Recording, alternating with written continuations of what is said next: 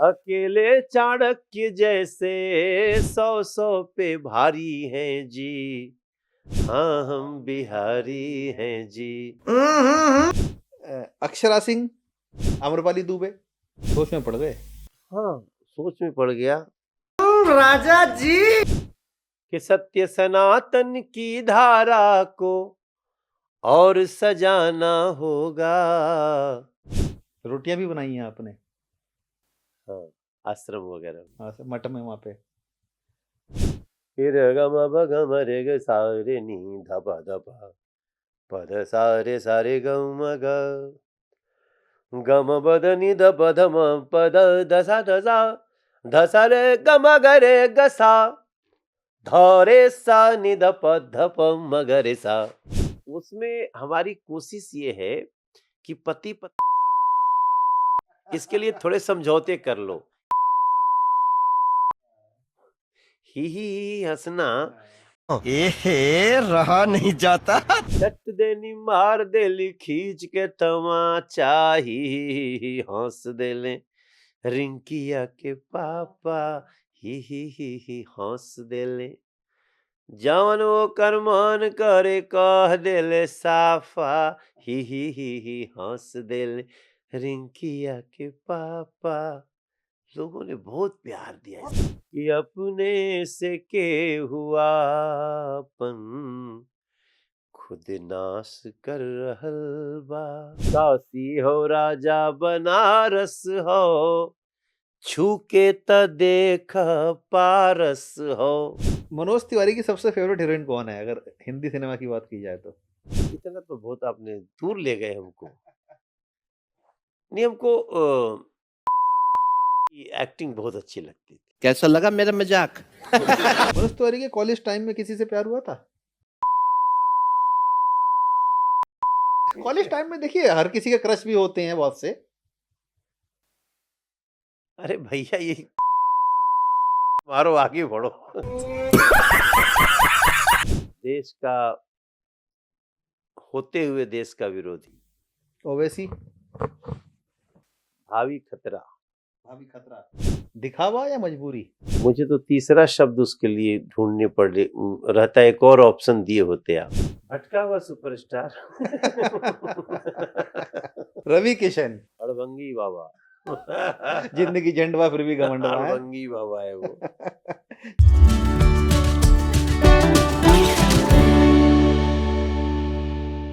नमस्कार, मेरा नाम है जितेंद्र चौहान और आप देख रहे हैं स्ट्रेट मिरर।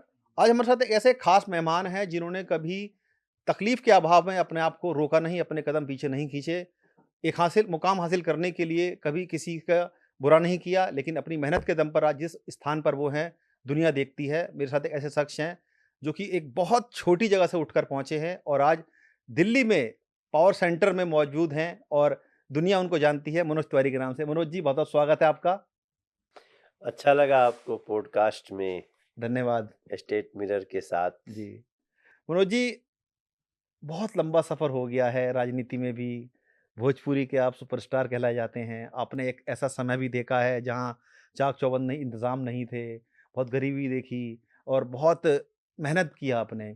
मैं आपसे जानना चाहूँगा कि अतवलिया गाँव से लेकर कैमूर का जो एक आपका जन्म स्थान रहा है, वहाँ से दिल्ली तक का जो सफ़र रहा है, वो अब तक की जर्नी अतरवलिया। अतरवलिया कैसा रहा मनोज जी? थोड़ा बताइए ज़रा, बचपन से लेकर कुछ जो यादें आपको ध्यान में आती हों, जब वहाँ से निकले आप पहली बार गाँव से?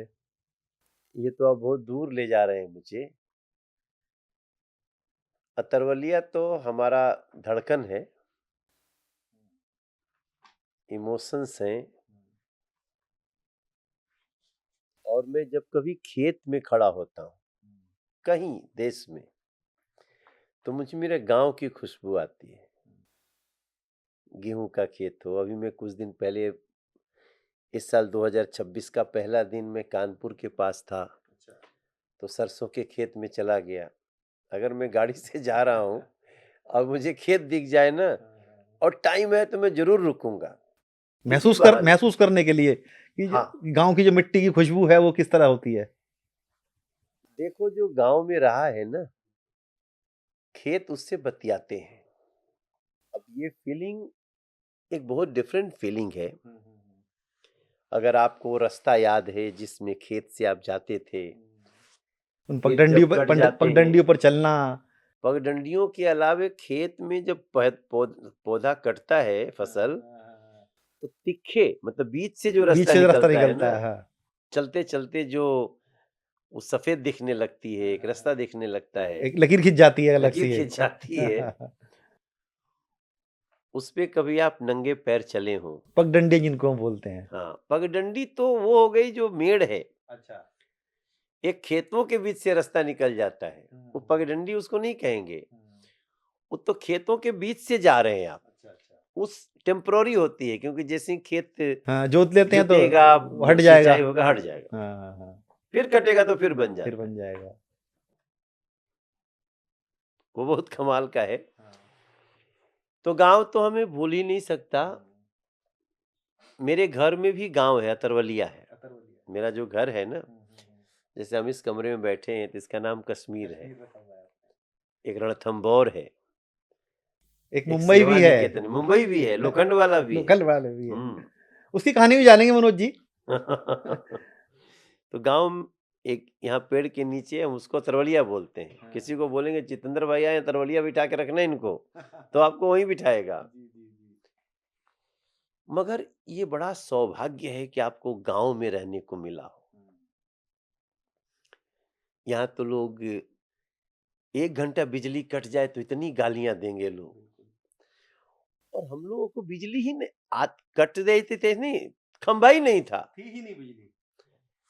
हम खंभा लाने के लिए भी हम प्रयास किए हैं, तब मेरे गांव में बिजली आई है।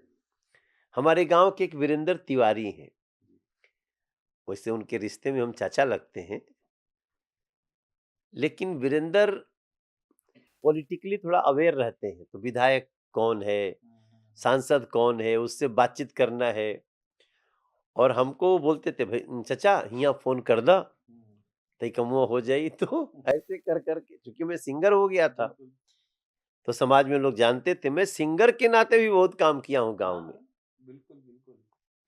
पावर ग्रिड है हमारे गांव में, पावर ग्रिड। मनोज जी, आपने जिक्र किया कि आपके कहने पर लाइट वहां पर आई। बचपन से लेकर जब वो लाइट आई, कितने साल तक उस गांव में लाइट नहीं थी, आपने देखा? ये लाइट तब आई जब मैं 26 साल का हो गया था। यानी कि 26 साल तक की उम्र तक आपके गांव में बिजली नहीं पहुंची थी। लालटेन, उसका शीशा शाम को साफ करना, उसमें बत्ती बनाना, किरासन तेल डालना, उसकी बत्ती वो बनाना। भी यादें हैं मनोज जी। कभी कभी लालटेन का शीशा फूट जाता था तो उसमें कपड़ा से कैसे उसको ढक के रखना है, सब काम किए हैं जितेंद्र भाई। इसीलिए तो आज मनोज तिवारी इस मुकाम पर पहुंचे हैं कि जो किसी काम को छोटा नहीं समझे और मेहनत की, अपने बूते पर यहाँ पहुंचे हैं। काम को कभी छोटा नहीं समझे। हम तो वो भी काम करते थे कि जब पढ़ते थे इंटरमीडिएट में बनारस में, तो हमारे घर के बगल में एक थोड़ा सा अच्छा मध्यम वर्गीय परिवार था, तो उनका सामान उमान स्टेशन स्टेशन पहुंचा दिया करते थे, तो उसके बदले वो हम लोगों को पैसे में नहीं, कभी खाना खिला देते थे, कभी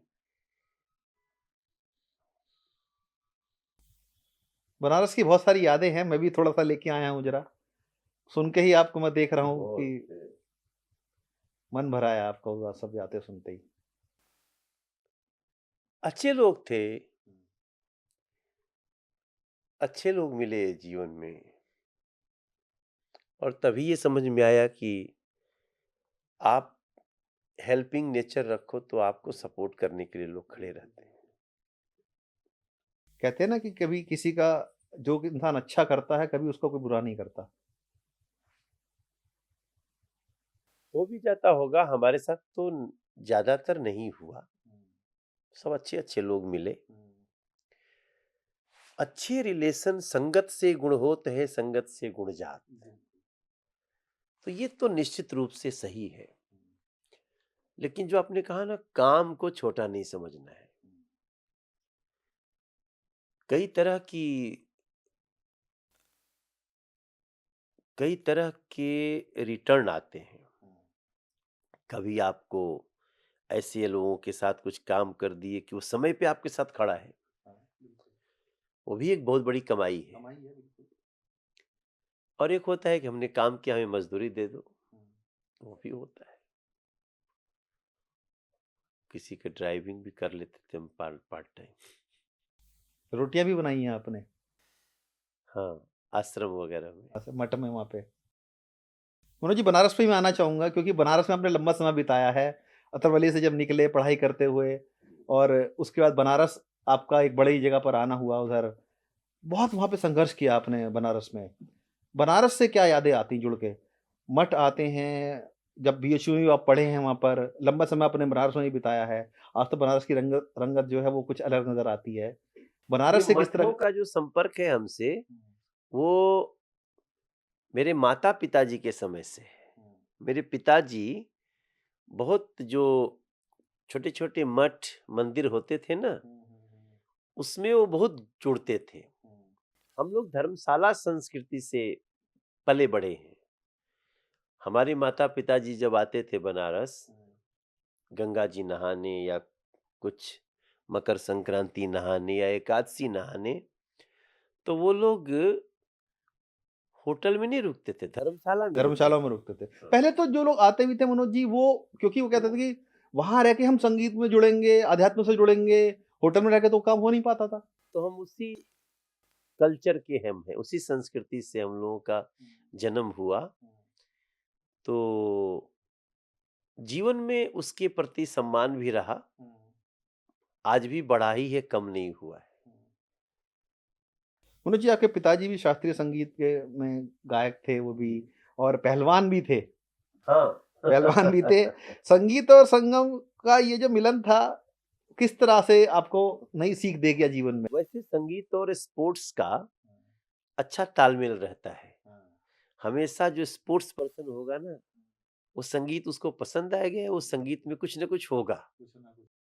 अ, खेल तो शरीर को चुस्त रखता है, संगीत दिमाग को चुस्त रखता है। स्ट्रेस बस्टर भी है, ध्यान के लिए, मेडिटेशन के लिए।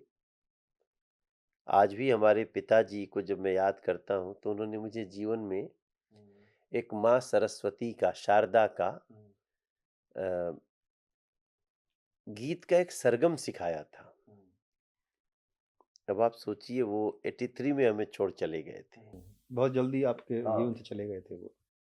हमें वो याद है जो उन्होंने सिखाया था।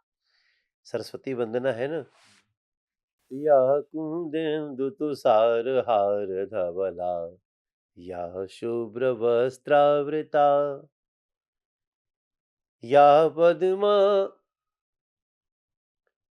या ब्रह्मच्युत शंकर प्रभृतवि देवै सदा वंदिता, सा मां पातु सरस्वती भगवती निःशेषयाड्यापहा।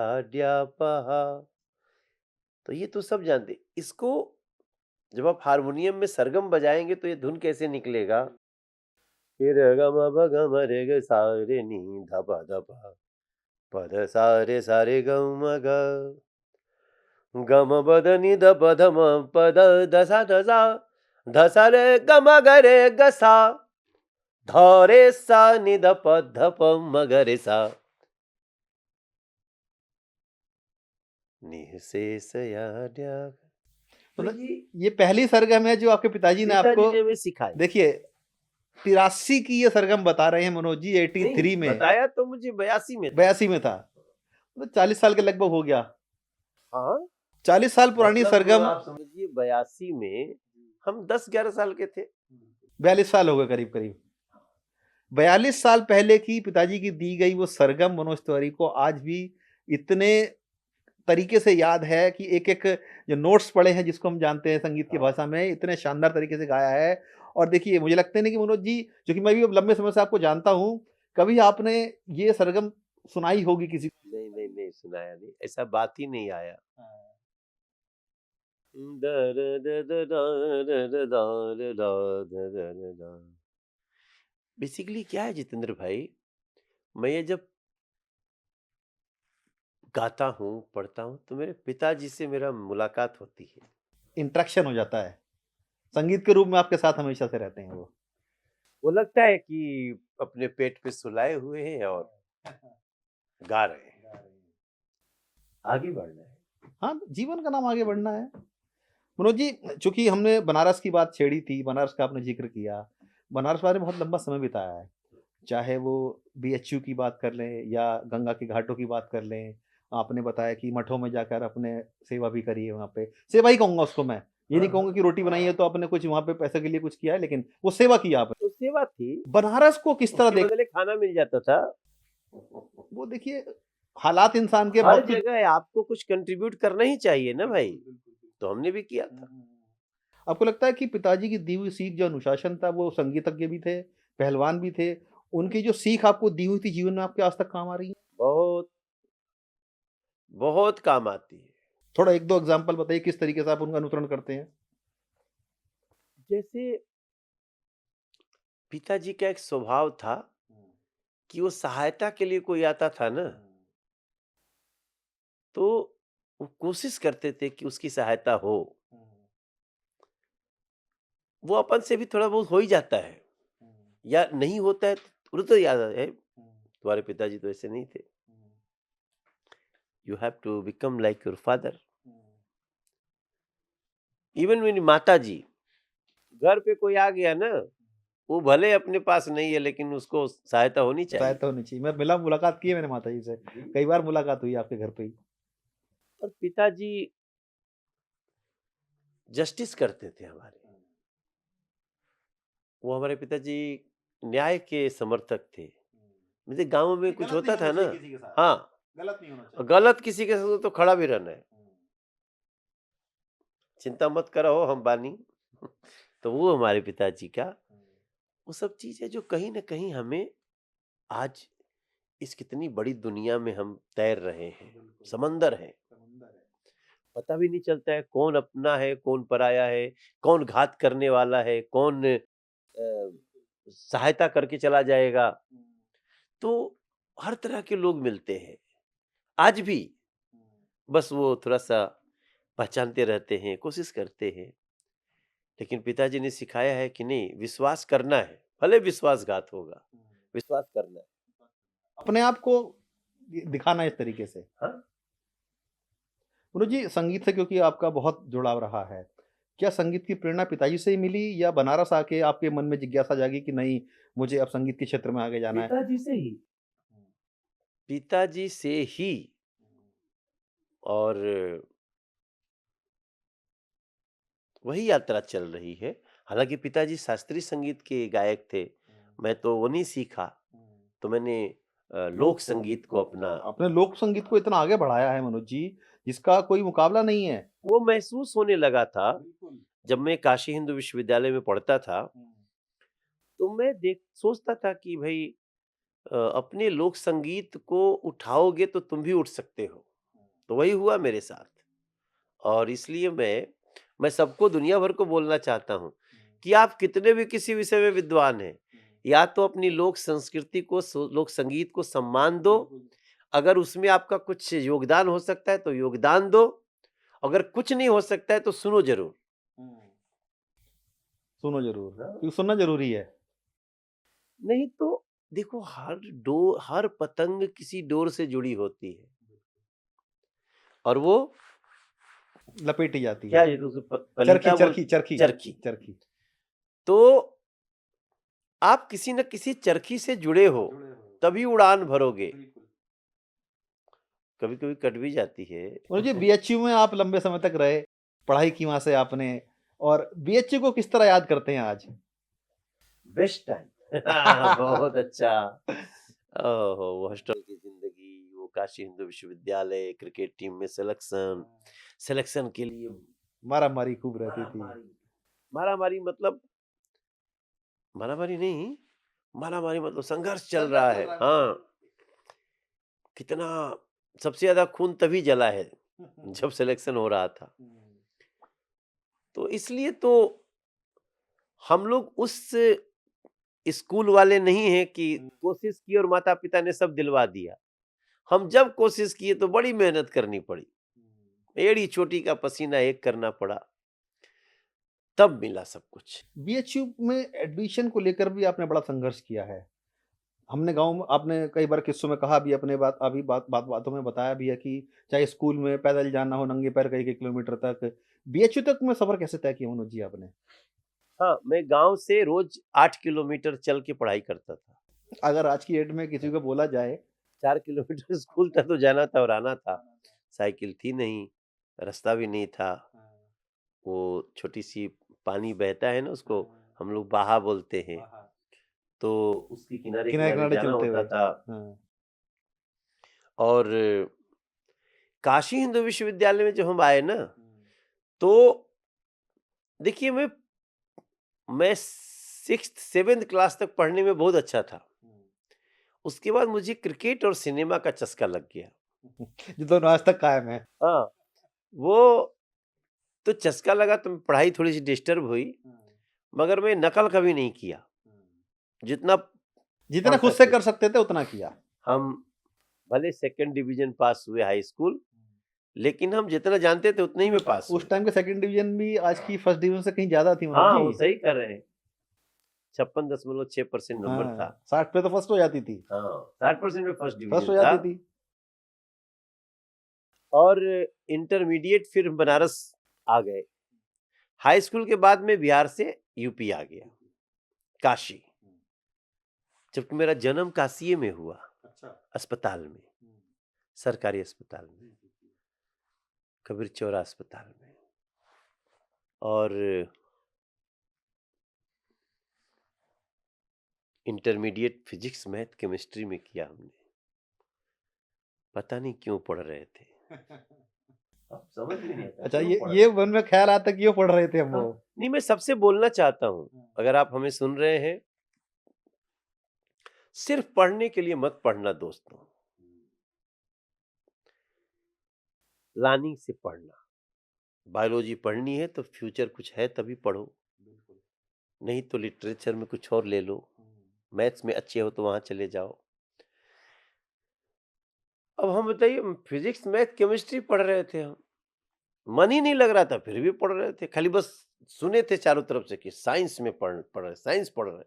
अरे आप पहले तो साइंस होता पढ़ भी था ना कि अरे साइंस ले रखा, डॉक्टर बनेगा, इंजीनियर हाँ, बनेगा। तो अब बहुत अफसोस होता है, टाइम वेस्ट हो गया। बहरहाल उसमें भी पास हो गए। फिर ग्रेजुएशन में चले गए काशी हिंदू विश्वविद्यालय में, तब कंपटीशन हो गया था, टेस्ट, एंट्रेंस टेस्ट था। बीएचयू जाने का क्यों मन में ठाना था आपने?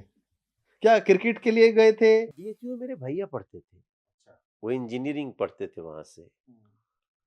फिर बीएचयू बहुत हमारे क्षेत्र का माना हुआ संस्थान। बहुत मान्यता प्राप्त, प्रतिष्ठित। और हाँ हाँ, वो कैम्ब्रिज था हमारे तरफ का, आज भी है। अभी मैं 10 दिन पहले वहां के वीसी महोदय से मिला, बहुत अच्छे वीसी आए हैं अभी। तो वो भी एक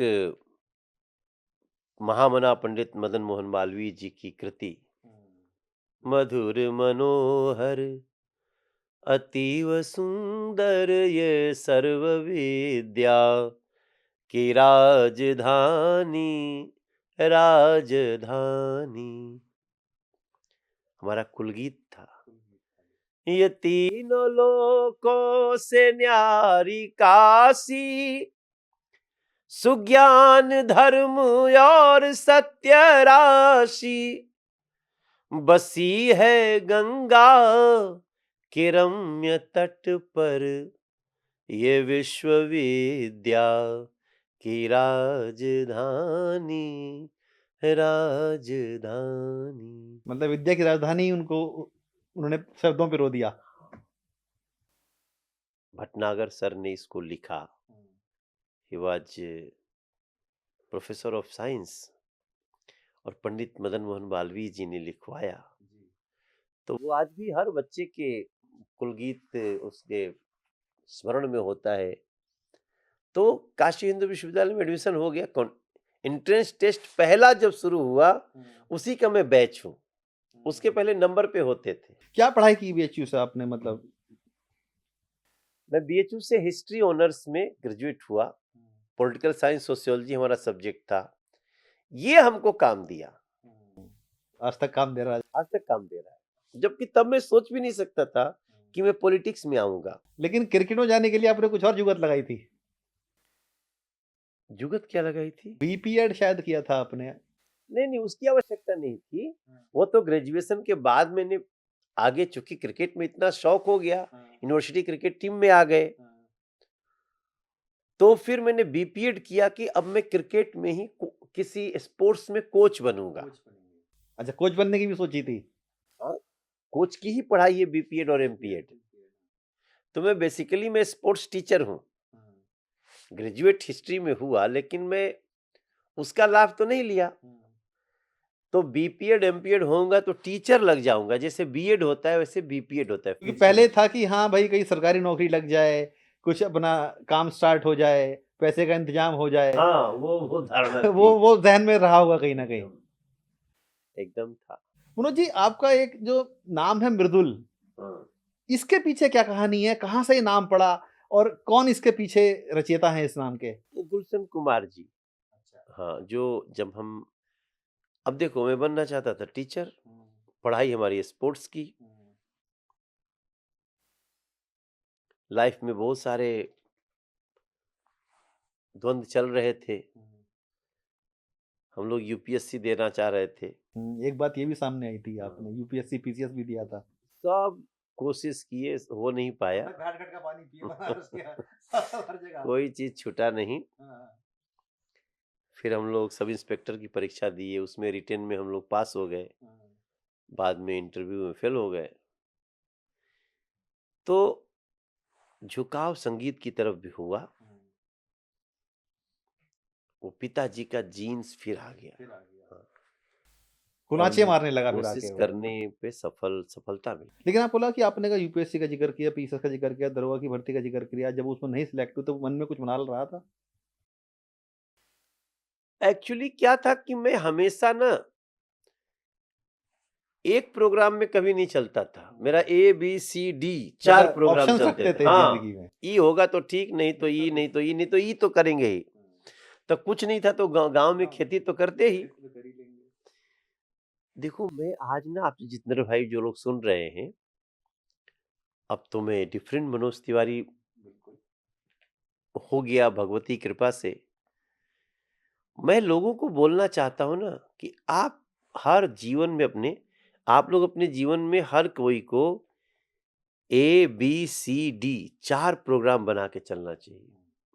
एक ही या दो में रहोगे ना तो डिप्रेशन में जाने का ज्यादा खतरा है। आज की डेट में देख भी रहा है, भेड़चाल लगी हुई है मनोज जी। स्टूडेंट्स इतने डिप्रेशन में जा रहे हैं क्योंकि उनको लगता है कि हम अगर 100% नंबर नहीं लाएंगे, 99% नहीं लाएंगे, तो हम अपना करियर नहीं बना पाएंगे। ये अंधी दौड़ है और ये स्टेटस सिंबल बना लिया लोगों ने खुद से। ये नुकसान करेगा। हमारी जनसंख्या 140 करोड़ है देश की, और नरेंद्र मोदी जी बार बार इस बात को कहते हैं प्रधानमंत्री के रूप में कि स्किल्ड हो। खाली डिग्री लेकर के कुछ नहीं होगा। स्किल्ड लोगों के लिए अभी भी बहुत काम है। एक पिक्चर भी बन गई इसके ऊपर। तो स्किल मतलब अपना 3 इडियट का हम जिक्र कर लेते हैं। बनी खान ने जिस तरीके से उसको बोला, बिल्कुल कि ठीक कहा किताबी आपने। कीड़े मत बनो, हाँ। कुछ अपना स्किल डेवलप करो, नौकरी अपना तुम्हारे पास आएगी। आज हम भी अपनी स्किल से ही खड़े हैं ना। इंटरमीडिएट फिजिक्स मैथ केमिस्ट्री काम आया, न बीपीएड एमपीएड काम आया। पिताजी के लेकिन वो सीख याद जबकि आई है। बीपीएड एमपीएड मेरे काम आता, क्योंकि उसमें हम कहीं ना कहीं स्पोर्ट्स टीचर हो जाते। मगर जो किताबी कीड़ा बने थे, हिस्ट्री पढ़ना है, भूगोल पढ़ना है, हिस्ट्री, पता नहीं कौन कौन हिस्ट्री पढ़ते जा रहे थे हम। लेकिन काम स्किल आया, हमारा गाने का स्किल काम किया, एक्टिंग स्किल काम किया। हम गांव के रामलीला में रोल करते थे, स्त्री पात्र भी करते थे। तो आज मैं बोल सकता हूं कि आप मेरे सभी युवा भाई बहन अपने अंदर के टैलेंट को पहचानो। दूसरा जज नहीं आएगा पहचानने। हम अपना जज खुद हो सकते हैं। जब तक खुद से इनर और काम छोटा मत समझ, स्टेटस सिंबल मत बनाओ अपने को। आप थोड़ी सी शुरुआत करो और फिर उससे नया नया क्या कर सकते हैं इसको जोड़ते जाओ। मनोज जी, आपके जीवन में म्यूजिक का रेवोल्यूशन कब आया? कब आपको लगा कि नहीं, अब मुझे अब गाना गाना है और अपना जो लोक संगीत है उसको आगे बढ़ाना है? क्योंकि आप ऐसे पुरोधा माने जाते हैं भोजपुरी संगीत के, जब फूहड़ता बहुत थी गानों में, बहुत अश्लीलता थी, आपने उस टाइम आके लोक संगीत को अपने आगे बढ़ाया और 90 के दशक में जो भोजपुरी बहुत हमने देखा है, बहुत कहा जाता है उसके बारे में कि बहुत अश्लीलता थी उसके गानों में। आपने उसको कहीं आकर सुधारा है, जो गाने आपने गाए, चाहे वो भक्तिमय संगीत के हों या पिक्चरों के हों या लोक संगीत को आपने बढ़ावा दिया। वो रेवोल्यूशन कब आया आपकी ज़िंदगी में? देखिए, भोजपुरी संगीत में जो भक्ति की शुरुआत है, उस संजोग से हम लोगों ने उसको बहुत अच्छे से मजबूत किया। गाना तो देवी का सबका आता था, लेकिन भक्ति गीतों का वो सार भाव, वो कहीं न कहीं हम लोगों से शुरू हुआ कि बाड़ी शेर पर सवार रूपवा मनवा मोहत बा। बहुत सारे गीत लेकिन आपको लगता है कि हाँ, उस समय जब आपने संगीत को हमने जो गाना हमने शुरू किया ना भोजपुरी, तो हम लोग बीएचयू से पढ़ते थे, तो भोजपुरी का बहुत चलन नहीं था उधर। चलन नहीं था। लोग भोजपुरी में जाने को बहुत बुरा मानते थे। और खैर हम तो जब थे तो संगीत में ही जाना क्योंकि बहुत शायद इसीलिए बुरा मानते थे कि जो फूहड़ता उन गानों में उस वक़्त थी, जो चलन था, कहीं न कहीं जो आम जनमानस रिस्पेक्टेड नहीं था। रिस्पेक्टेड नहीं था, वही कहना चाहूँगा मैं, लोगों की एक्सेप्टेंस नहीं थी। एक वर्ग था उनका जो पसंद करता था, जिसमें फूहड़ता दिख नज़र आती थी, लेकिन आपने आके उस ट्रेंड को उस चेंज पे किया। काम किया हमने। उसने आपको चेंज किया हाँ। बिल्कुल। यूथ को जोड़ा, नया-नया सॉन्ग बनाया, म्यूजिक नया किया, प्रोग्रामिंग नया किया, साउंड नया किया। बाबूजी, शीतल घाट जैसे गीतों को आपने प्रचलित किया वहाँ पे। हम लोग शीतला घाट का मंदिर है। जी। हम कौन मंदिर है जिसका गीत नहीं गाए और मंदिर में गए। जैसे हमने एक और बहुत नया काम किया है कि जैसे हम शीतला माता चौकियां धाम गए तो वहां का गीत गाए, तो वहीं के लोग एकदम से उनको लगा अरे वाह, ये तो कौन आया हमको। नयापन है। हाँ, तो और भी जो लोग कट रहे थे जुड़ गए। विंध्याचल मंदिर तो बहुत ही प्रसिद्ध था, लेकिन उसका भी माता का गीत गा गा के हम लोग पूरी दुनिया में उसको फैलाए। फिर मैहर देवी माता का, वैष्णो देवी माता का, और अदलपुरा शीतला माता, तो बड़ी शीतला दशाश्वमेध, ऐसे हम लोग पहुंचने लगे अलग अलग जगह। तरकुलहा देवी, कुशीनगर, तो पीटन देवी, बन देवी मैया, बहुत पहला कौन-सा ऐसा गाना गेहड़ा माई देवी का माई। जो गाना गाया आपने, पहला गाना कौन-सा रहा होगा? अगर उसको 2 लाइन में हमने बोल जीवन का पहला गीत गाया जो मेरी माँ ने सिखाया देवी के लिए। कि निबिया के डाढ़ी मैया डालेली झूलुआ हो कि झूली रे झूली ना मैया मोरी गावेली गीतिया हो कि झूली रे झूली। ये गाना मैंने गाया था, बहुत चला। इसी गाने से मेरी गुलशन कुमार जी से मुलाकात हुई थी। तब उन्होंने मृदुल नाम रखा आपका। तब उन्होंने मृदुल नाम रखा। मृदुल टाइटल देखिए, दे ये दी। भी एक कहानी है अपने आप में। शायद ही लोगों को पता होगा कि जो मनोज तिवारी मृदुल नाम रखा गया है, वो गुलशन कुमार जी ने रखा है। जी। ये आज मनोज जी ने इसका खुलासा किया है, मैं देखिए। मनोज कुमार तिवारी लिखता था। जी। तो बोले बहुत लंबा नाम है, कुमार हटाओ। नहीं, तिवारी हटा दो। हाँ, तो हमने कहा नहीं सर, तिवारी रहने देते हैं। तो वो समय था जब बिहार के लोग बहुत जातीय संघर्ष होता था, तो लोग कास्ट छुपा लेते थे। हमारे मन में आया नहीं नहीं, कास्ट नहीं छुपाना जो है। हमारी पहचान है, हम हाँ। उसको क्यों छुपाएं? तो मैंने तिवारी रखा, कुमार हटाया, मृदुल जोड़ लिया, मनोज तिवारी मृदुल। मनोज जी, आपने जैसे अभी जिक्र किया कि आपने देवी के गीत बहुत सारे गाए, माँ भगवती के गीत बहुत सारे गाए। वो तो एक अलग तरह की प्रसिद्धि थी कि वो एक निम्न वर्ग के लोग उसको सुनते थे, लेकिन जो आपको सबसे ज्यादा प्रसिद्धि मिली वो गाना था रिंकिया के पापा। हाँ, वो तो बहुत बाद में हुआ। बाद में हुआ, लेकिन उसने आपको घर घर में पहुंचा दिया आपके हिंदुस्तान के। हाँ, ये नॉन भोजपुरी में भी नॉन पहुंचा भोजपुरी दिया। में भी चल हाँ जाता वो, चट्ट देनी मार देनी हाँ, खींच के वो तमाचा साउंड रिंकिया ऐसा, के पापा। गाना के शब्द ऐसे है और मैंने नया साउंड बनाया उसमें, बहुत यूनिक था वो। यूनिक है। ऐसे हमने बहुत सारे प्रयास किए। देखिए, म्यूजिक ऐसी चीज है ना, वो लैंग्वेज बार में नहीं आती है। अगर अच्छा हुआ ना तो किसी भी घर में सुना जा सकता है। अब आज हम लोग का गाना है, कौन रील नहीं बनाता, जय का बाघ का करेजा दे के ऊपर वाला भेजा, हो काई डरवाई गुनहगार नगरी। हाँ, कितना जोश है इस गाने में। जोश। भोजपुरी का लेकिन रिंकिया के पापा में जो आपने गाया है वो दरअसल इमोशंस है, मुझे लगता है उस गाने में कहीं। नहीं, वो रिंकिया के पापा तो एक ना बहुत अ, हास्य व्यंग वाला गाना है। इमोशंस भी है उस हाँ गाने में, रिंकिया के पापा कहीं नहीं, बेटी से वो बात कर रहे हैं। हाँ, तो उसमें हमारी कोशिश ये है कि पति पत्नी का झगड़ा न हो, इसके लिए थोड़े समझौते कर लो। ही हंस के रह जाओ। ही हंसना मतलब है किसी बात को लाइटली लाइटली लेना। ले लेना अपना, हाँ, मतलब डाउन कर देना चीजों को जी, अपना। डाउन कर देना। तो दो गुनगुना तो दीजिए, वो रिंकिया के पापा एक ऐसा गाना है जो कोई दर्शक सुने बिना मानेगा नहीं हमारा। चट देनी मार देली खींच के तमाचा, ही हंस देले रिंकिया के पापा, ही हंस देले जवन वो कर मन करे कह देले साफा, ही हंस देले रिंकिया के पापा।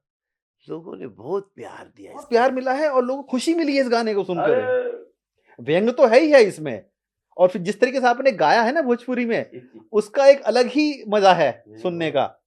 अरविंद केजरीवाल ने बहुत दुरुपयोग किया मैं इसका। उस पर कहने वाला था, ट्रोल भी आपका बहुत किया गया उस पे।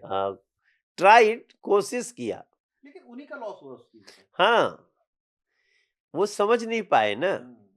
वो लोग, ये देखो, जब आप किसी दूसरी संस्कृति के भाव को, भाषा को नहीं समझते, तो छेड़खानी करोगे तो अरविंद केजरीवाल टाइप का गिर जाओगे। अरविंद की वो जो इस गाने का मजाक उड़ाया उन्होंने, उनको पता ही नहीं था कि आप बेटी के पिता का मजाक उड़ा रहे हो। रिंकिया के पापा मतलब बिटिया का पिता। और मैं कहता भी था कई बार, आप लोगों से बातचीत होती थी, मगर क्या है, जब नाश मनुज पर छाता है, पहले विवेक मर जाता है। तो वही उनके साथ भी हुआ।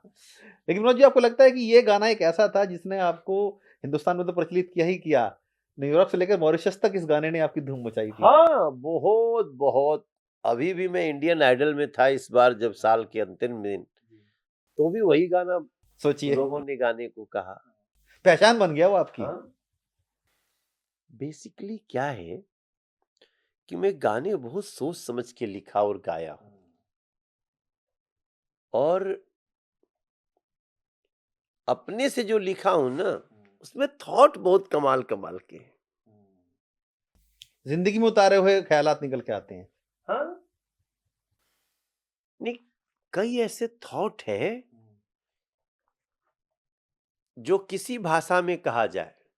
जैसे हमने गाना गाया है कि अपने से के हुआ अपन, खुद नाश कर रहल बा, पंछी शिकारियन पर, पंछी शिकारियन पर विश्वास कर रहल बा। कितनी बड़ी बात है गाने। उसे थोड़ी पता कि शिकार कर देगा उसका ये। पंछी शिकारियन पे विश्वास कर रहल बा, अपने से के हुआ अपन, खुद नाश कर रहल बा। कई ऐसे लोग, हम लोगों से भी कभी कभी गलती हो जाए, नहीं पहचान पाए कि ये जो शिकारी है वो हमारा शिकार करने आया, हमें दाना डालने आया। शिकारी आएगा, दाना डालेगा, शिकारी आएगा, जाल बिछाएगा, दाना डालेगा, मगर भूल से उसमें फंसना नहीं।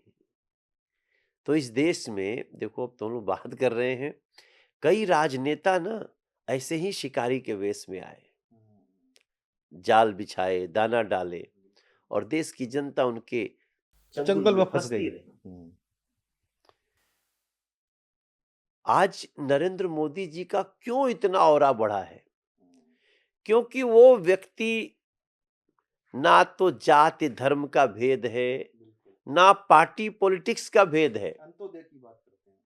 वो ये भी नहीं कहती ये यहाँ से वोट नहीं मिलता है तो छोड़ो, वहां कुछ नहीं डेवलपमेंट करना, ना ना ना, नहीं मिला वहां थोड़ी बढ़ा देना ताकि अगली बार वो हमारे साथ आए।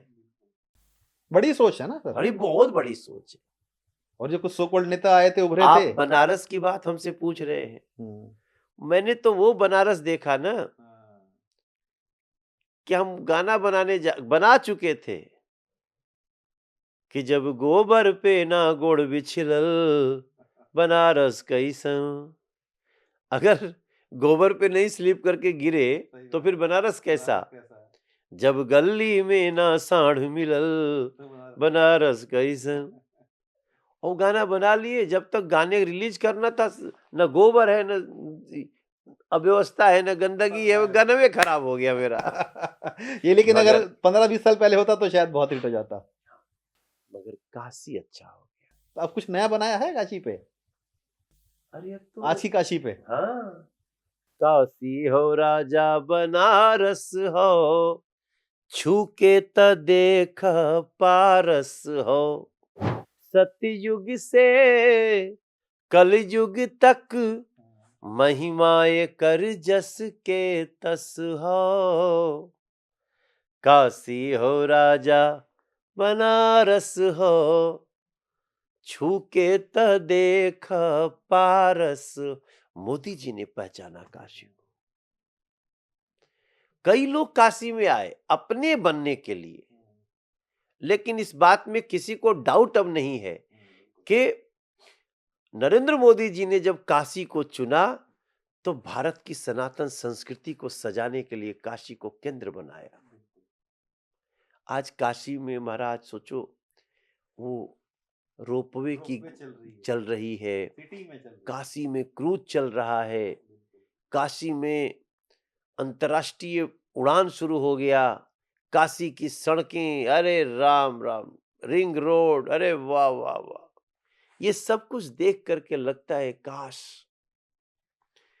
ऐसा कोई मोदी हमारे देश में 50 साल पहले आ गया हो। क्योंकि उस काशी को लेकर आजकल बहुत चर्चा भी हो रही है मनोज जी। इस बात जो कह रहे हैं so called BJP Samajwadi party के नेता की मंदिर तोड़े जा रहे हैं, अफवाह फैला रहे हैं।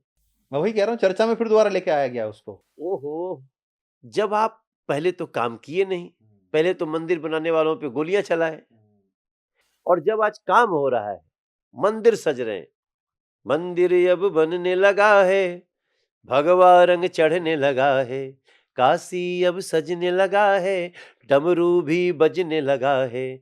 डमरू जब असर करेगा सोच नजारा क्या होगा, सोचिए तो देश हमारा इससे प्यारा क्या होगा। क्योंकि राजनीति भी करनी है ना उनको। वो राजनीति करके अपने को गर्त में गिरा रहे हैं। अभी एआई से बना करके इन लोगों ने झूठा प्रचार किया। मुख्यमंत्री ने आके स्पष्टीकरण दिया, सोचिए।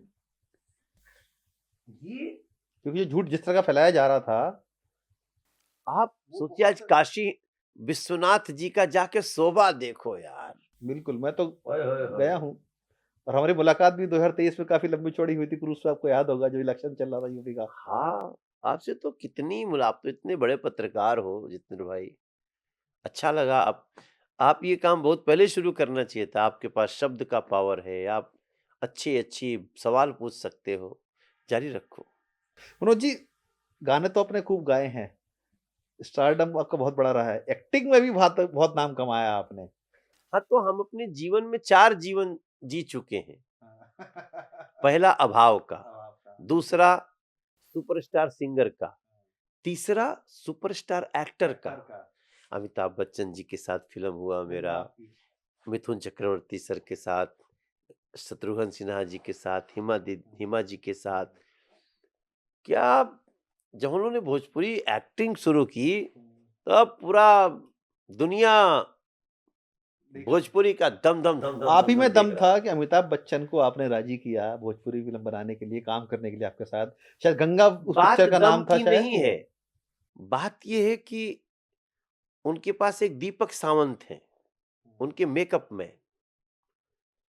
दीपक सावंत का एहसान मानना ही पड़ेगा भोजपुरी समाज को, इंडस्ट्री को। हाँ, भोजपुरी इंडस्ट्री को, पूरे समाज को। बड़ी बात कह रहे हैं। हाँ, दीपक सावंत ने जो भोजपुरी फिल्म बनाई ना, गंगा, गंगोत्री, उसने भोजपुरी का सम्मान यूं बढ़ाया है। ठीक है, सिनेमा चलता था, सब कुछ था, सब कुछ ठीक है, हम लोगों का फिल्म चल गया, लेकिन अमिताभ बच्चन से भोजपुरी फिल्म करा देना ये अपने कितना आप में बड़ा भोजपुरी का, बिल्कुल। उसके लिए मैं दीपक सावंत का बार बार वंदन करता हूँ। लेकिन मनोज जी, जो आपकी पहली पिक्चर थी ससुरा बड़ा पैसे वाला, वो एक ब्लॉकबस्टर मूवी कही जाती है भोजपुरी की। बिल्कुल 30 लाख में बनी और 54 करोड़ पे उसने कमा डाले। जी, ऐसा क्या था उस अभी तक पिक्चर में? कमा ही रही, अभी तक कमा ही रही है। अभी तक कमा रही।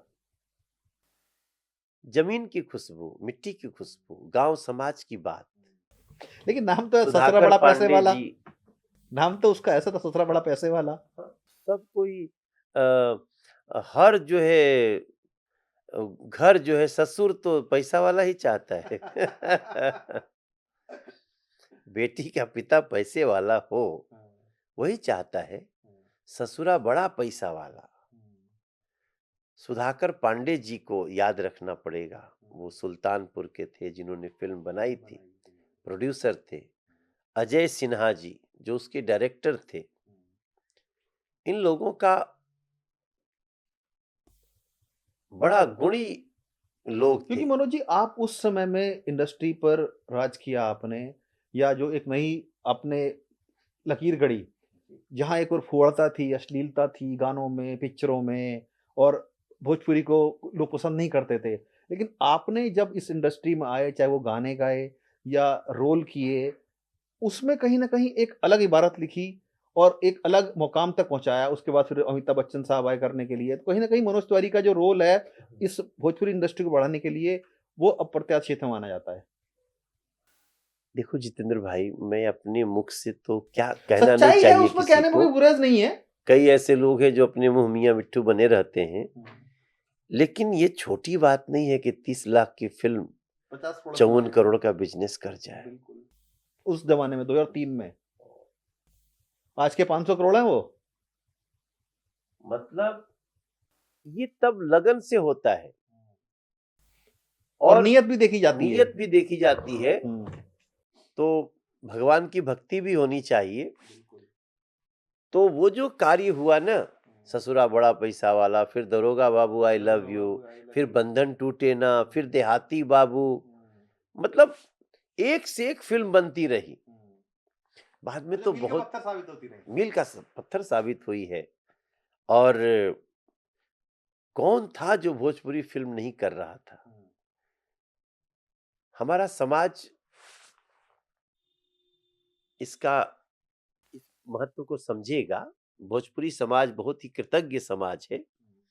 और आज भी आप देखिए, जब भी हम भोजपुरी समाज से कुछ मांगते हैं, अपने बिहार, पूर्वी उत्तर प्रदेश, झारखंड के समाज से, तो लोग दिल खोल के देते हैं, दिल खोल के देते हैं। अब मैंने देखा भी है, क्योंकि बहुत बार आपसे मुलाकात हुई है, रैलियों में, सांस्कृतिक प्रोग्रामों में, आपके घर पर सम्मान मिलता है आपको, ऐसी बात नहीं है।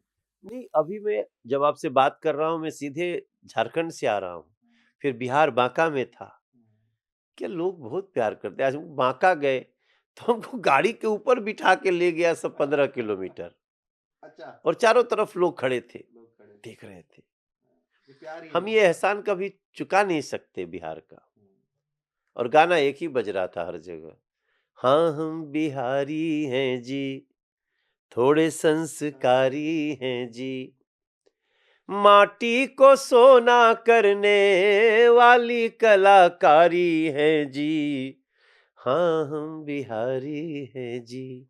कितना हिट हुआ है ये गीत। आपने जो शब्द उसमें यूज किए ना, हाँ हम बिहारी हैं जी, लोगों के सम्मान से जुड़ गया मनोज जी वो। स्वाभिमान स्वाभिमान से सम्मान जुड़ को गया। जगाने वाला गीत है। बिल्कुल। और हम ऐसे गीत समय समय पे गाते रहते हैं, आगे भी आगे आएगा। भी आएगा। मनोज जी, चूंकि भोजपुरी हम फिल्म इंडस्ट्री की बात कर रहे हैं, आपके कॉम्पिटिटर भी रहे हैं, जिनसे आपकी एक मित्रता भी है, एक लड़ाई भी हमने देखी है, मनमुटाव भी हुआ है। रवि किशन जिनकी हम चर्चा करते हैं खूब, आपके बड़े उनसे संबंध मतलब हमने देखा है, अभी सांसद भी हैं वो हालांकि। किस तरह का कंपटीशन स्टार्ट हुआ आप दोनों के बीच में, और कैसे ये राइवलरी बढ़ गई इंडस्ट्री में? ये कोई कंपटीशन ही नहीं था। देखो, रवि किशन जी से हमारा कोई कंपटीशन नहीं था, लेकिन उनको कंपटीशन बना के रखना था, क्योंकि हमसे पहले से वो फिल्म करते थे। लेकिन वो जो फिल्म करते थे वो फायदा में भी नहीं आती थी। एक तो 17-18 लाख में फिल्म वही बताते हैं, 25,000 रुपया उनको मिलता था।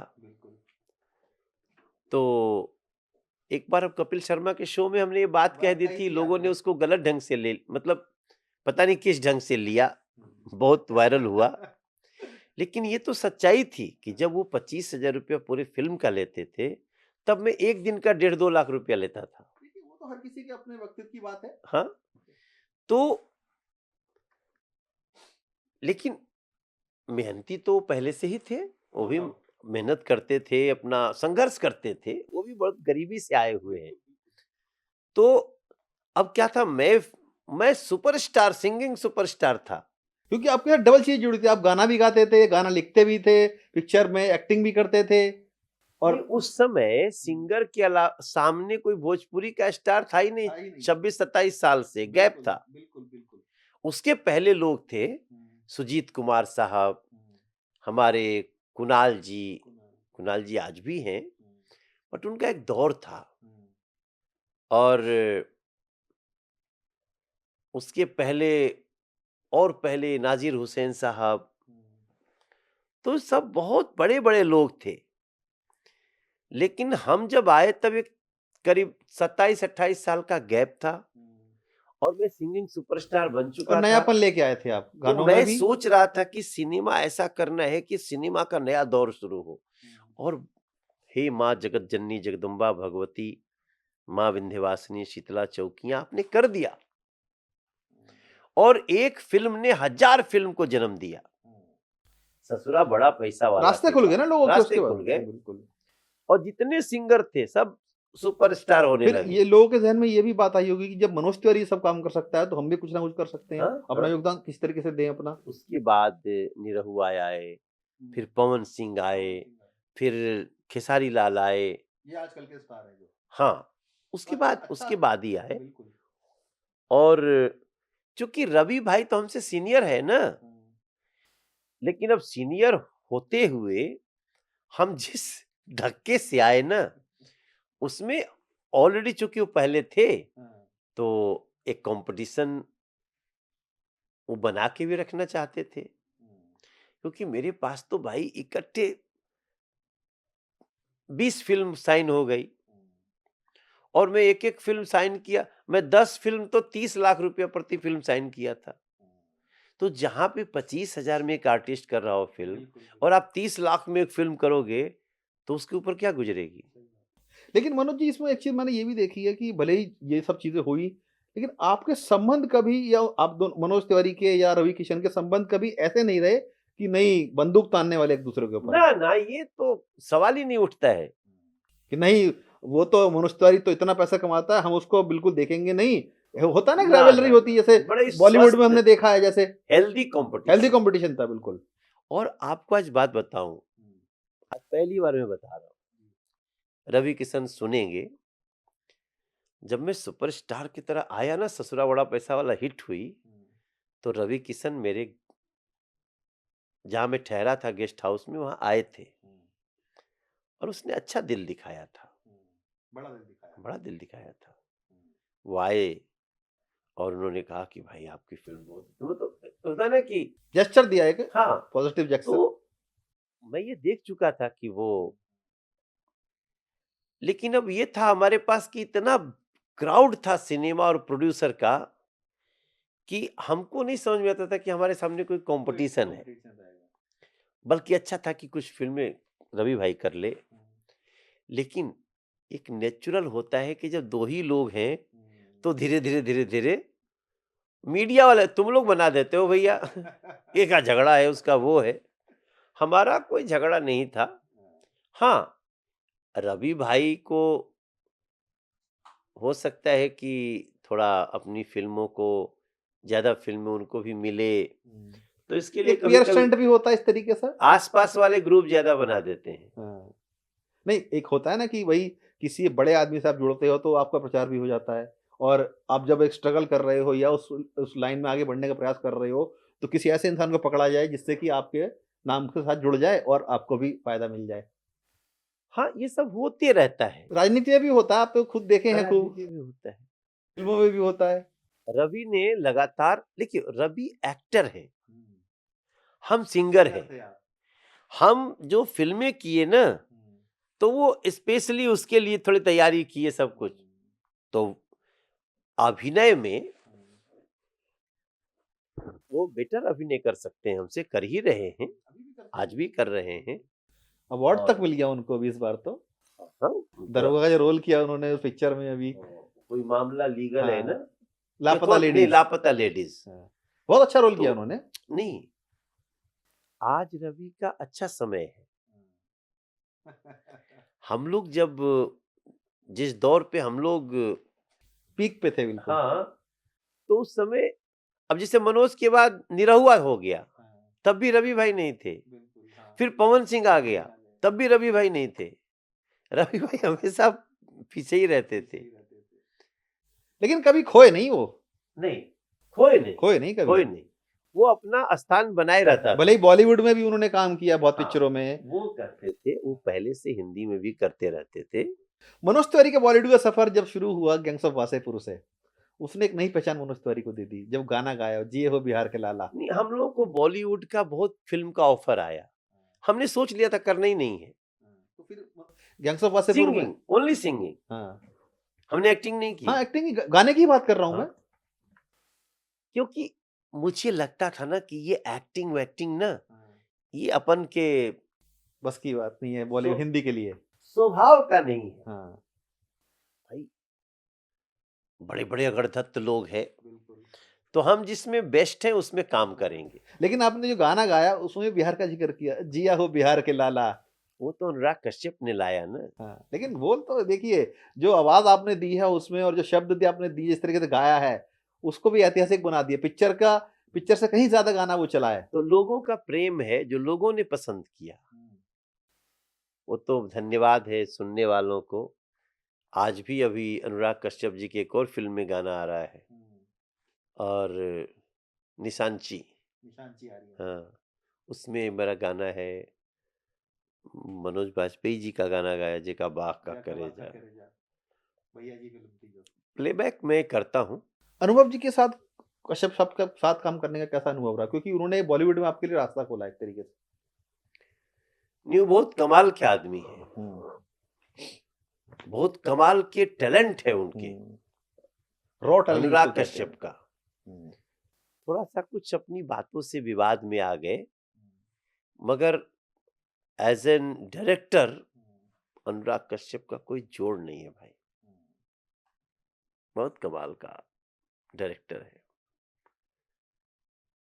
होता है कभी कभी किस्मत की लेकिन बात। मनोज जी, जो मूवी है वो एक कल्ट मूवी कही जाती है, जो हाँ। रियलिटी पे बताते हैं। गैंग्स ऑफ वासेपुर जगह भी है, नहीं, वो तो वही बना सकता है ना जिसका वो देखो, वो जो विजन वैसा हो, थॉट विजन वैसा है हो, वैसा, थॉट वैसा हो हिला दिया पूरे बॉलीवुड को कि ऐसा भी कुछ हो सकता है। हाँ, थोड़ा अनुराग भाई अगर सुन रहे होंगे तो थोड़ा सा, अनुराग भाई थोड़ा अपने धुन का पक्का है, उसी को दूसरी भाषा में जिद्दी बोलते हैं। अगर थोड़ा सा वो लचीलापन रहता उनका, तो वो आज भी वही क्षमता है उनके पास। उन्होंने बॉलीवुड को लेकर एक बात भी थोड़े टाइम पहले कही थी, मुझे ध्यान में आ रही है कि बॉलीवुड के जो स्टार्स हैं वो इतना पैसा मांगते हैं, अपने आप को पिक्चर से बड़ा कर लेते हैं, इसलिए वो कहीं ना कहीं साउथ की तरफ अपना ज्यादा ध्यान लगा रहे हैं। नहीं, ठीक है, ये बात है भी, लेकिन अब समय ऐसा बदल गया ना कि अब तो टैलेंट से होगा, वो बड़ा स्टार कहलाने से नहीं होगा। सिनेमा ने बदल लिया अपने को। मनोज जी, आपने गाने गाए, पिक्चरें की, एक्टिंग की, टीवी में भी आपने शोज किए बहुत सारे, चाहे बिग बॉस की बात करें या सिंगिंग शो की बात करें। टीवी का मेरे सफर साथ एक कैसा? बहुत गजब का रिकॉर्ड जुड़ा हुआ है। क्या? जब मैंने भोजपुरी सिनेमा छोड़ा, जी। तो भोजपुरी सिनेमा थिएटर में लगना ही बंद हो गया। अच्छा। हाँ, इस बात को बड़ी देखिए। बात कह रहे हैं हाँ, आप ये। आज भोजपुरी सिनेमा थिएटर में नहीं लग रहा हम्म, है। स्टार अपने को कोई भी कह ले, लेकिन नहीं लग रहा।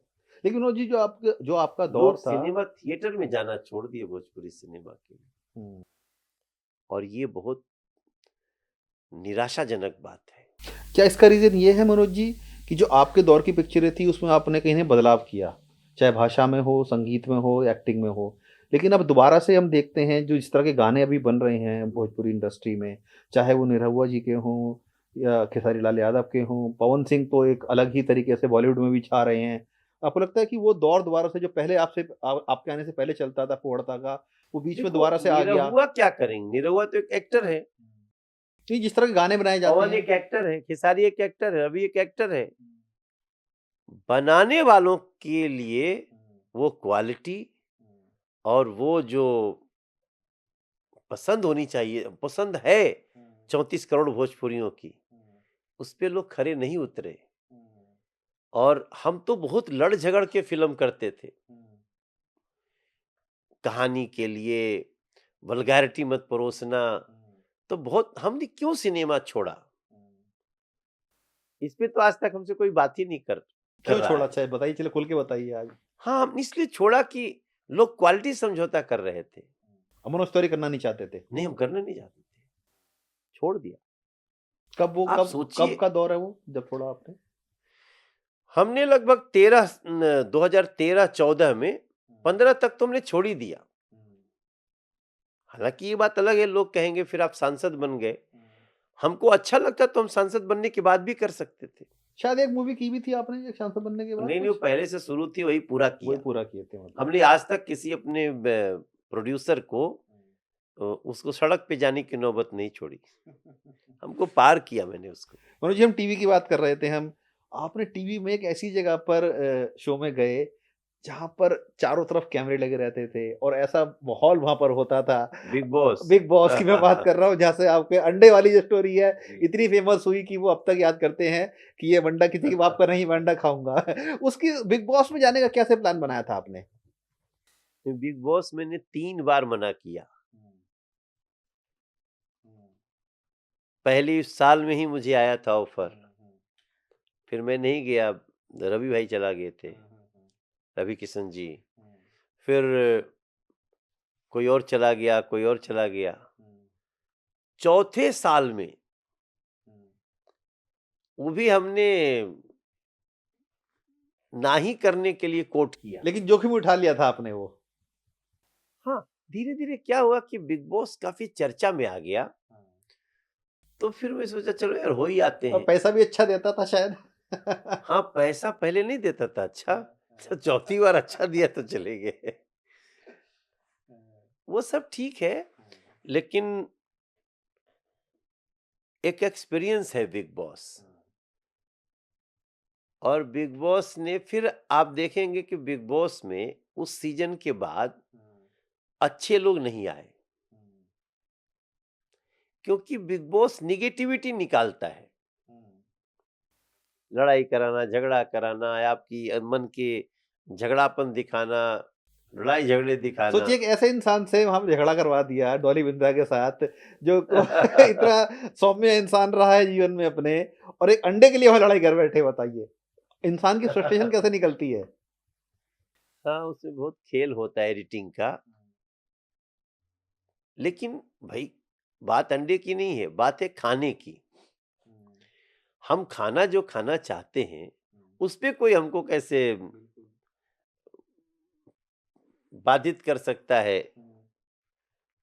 या मुझे मजबूर तो नहीं कर सकता ना।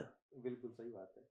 मनोज जी, वो एपिसोड मैंने देखा हुआ है, मुझे अभी भी ज़हन में आ रहा है जब वो एपिसोड आया था बिग बॉस का, हम भी बड़ा हँसे लोटपोट हुए थे कि सोचिए मनोज जैसा एक इंसान जो इतना सभ्य तरीके से पूरा शो को निकाल रहे थे, अचानक से क्या आग बबूला हो गए थे। लेकिन देखिए मैं तो ठीक से निकल आया, 64 एपिसोड, 64 दिन रहा मैं, और 64 डेज के बाद भी मैंने किसी से मारामारी नहीं की। थोड़ा हॉट टॉक हो गया था, नेचुरल है इंसान हाँ, कब तक अपने बट मैं कैसे अब मैं अपनी पीठ ठोकता हूँ जब देखता हूँ वापस, तो कि यार अच्छा तिवारी, तो पेशेंस है तुम्हारे पास। डॉली इंद्रा से अभी भी संपर्क होता है? हाँ, होता है, होता है। श्वेता तिवारी ने वो उस टाइम सीजन जीता था उस बार का। जी, आपके अच्छे मित्र भी रही हैं, आपके साथ पिक्चरें भी की हैं उन्होंने, राजनीति के सर्वे में मैंने देखा उनको, आपके सपोर्ट में भी आई हैं वो। श्वेता तिवारी भी बहुत संघर्ष की है लाइफ में, हाँ, और उसके जीवन में दुख भी बहुत आए हैं। मैंने तो बहुत करीब से देखा है श्वेता को, लेकिन बड़ी जीवट वाली लड़की है, बड़ी फाइटर है वो। अगर इस इंटरव्यू को सुनेगी श्वेता, तो मैं उसको सामने से तो ये बातें नहीं बोला हूं, लेकिन I always admire, she is fighter at any, in any situation she move forward. आजकल उसकी बेटी भी बहुत बड़ी स्टार हो गई, पलक तिवारी। पलक। मुझे अच्छे से याद है जब आप कैंपेनिंग कर रहे थे दिल्ली के, पलक हमारे गोद में रहती थी। मैंने देखा है, बच्ची छोटी सी, बिल्कुल। और कैसे वो शूटिंग करती थी बच्चे को संभालते हुए। 2017 में वो दिल्ली आई थी आपके घर पे, मुझे अच्छे से याद हाँ, है। आज भी आती है। हाँ, वो जीवन भर का इंटरव्यू भी, संबंध है श्वेता बिल्कुल तिवारी से बिल्कुल हमारा। बिल्कुल। वो एक हमारी टीचर है वो, अच्छा। उसने हमको बहुत कुछ सिखाया है जीवन में, बहुत सारी बातें। मनोज जी, बिग बॉस का चैप्टर क्लोज करते हैं, लेकिन बिग बॉस के बाद से भी आपके जीवन में बहुत सारे बदलाव भी देखने में आए। आपने राजनीति में कदम रखा फिर बाद में, 2015 2014 में आपको, हालांकि उससे पहले आप चुनाव लड़ चुके थे, 2009 की अगर बात करूं, हाँ हाँ, तो बहुत बिना उसको बात किए आगे बढ़ ही नहीं बढ़ ही नहीं सकते। सकते। वो तो एक मुकाम था जिंदगी में, ऐसा आपने आया जी, कि भाई उसके आगे से आपने सोचा कि नहीं मुझे राजनीति में जाना है। क्या ये बात आपके जहन में पहले से थी कि आपको राजनीति में जाना है? अब इंडस्ट्री आपने हालांकि फिल्में उस दौरान कर रहे थे, 2009 में जब आप गोरखपुर से चुनाव लड़े समाजवादी पार्टी से और योगी आदित्यनाथ के खिलाफ चुनाव लड़े, कहाँ से वो हिम्मत आई थी कि नहीं मुझे बाबा के खिलाफ चुनाव लड़ना है? मुझे बाबा के, योगी जी के खिलाफ चुनाव लड़ना, ये तो मैं सोचा ही नहीं। ये तो जब मुझे पता चला तो मैं हैरान था, और मैं चुनाव छोड़ के निकल भी गया था। लेकिन सिचुएशन था, वो टोटल पीरियड ही 3 महीने का है ना। या ये मनोज तिवारी को ये लगा था अपने अंदर से कि मैं एक बहुत बड़ा सुपरस्टार हूँ भोजपुरी का, उस क्षेत्र में, नहीं, मैंने नहीं चुना गोरखपुर। पूर्वांचल में आपका एक रुतबा है, लोग एडमायर करते हैं आपको। योगी आदित्यनाथ के खिलाफ मैं चुनाव लड़ूंगा, बड़े नाम के सामने चुनाव लड़ूंगा। हम योगी आदित्यनाथ जी के ही एडमायरर थे, और उनके खिलाफ चुनाव लड़ लिए। हाँ, लड़ा दिए गए। नहीं, रजामंदी तो आपकी रही होगी ना? रजामंदी नहीं थी मेरी। अच्छा, ना ना ना, वो एक हमारे बड़े प्रिय बड़े भैया थे, अमर सिंह जी। जो अभी दिवंगत हो गए हैं। हाँ, तो उन्होंने, वो अड़ गए, नहीं तुमको लड़ना है। अब मैं उनको इतना मानता था, फिर अमिताभ बच्चन जी के साथ फिल्म कर रहा था, उन्हीं के घर में बात हुई थी, उसी दौर की बात है। तो वो ऐसा सिचुएशन था ना, मना नहीं कर पाए। मना बहुत किए, लोग माने नहीं। चलो, लेकिन आपको लगा कि यार ये गलती हो गई शायद? 100% गलती, मलाल रहेगा उसका जिंदगी भर। 100%।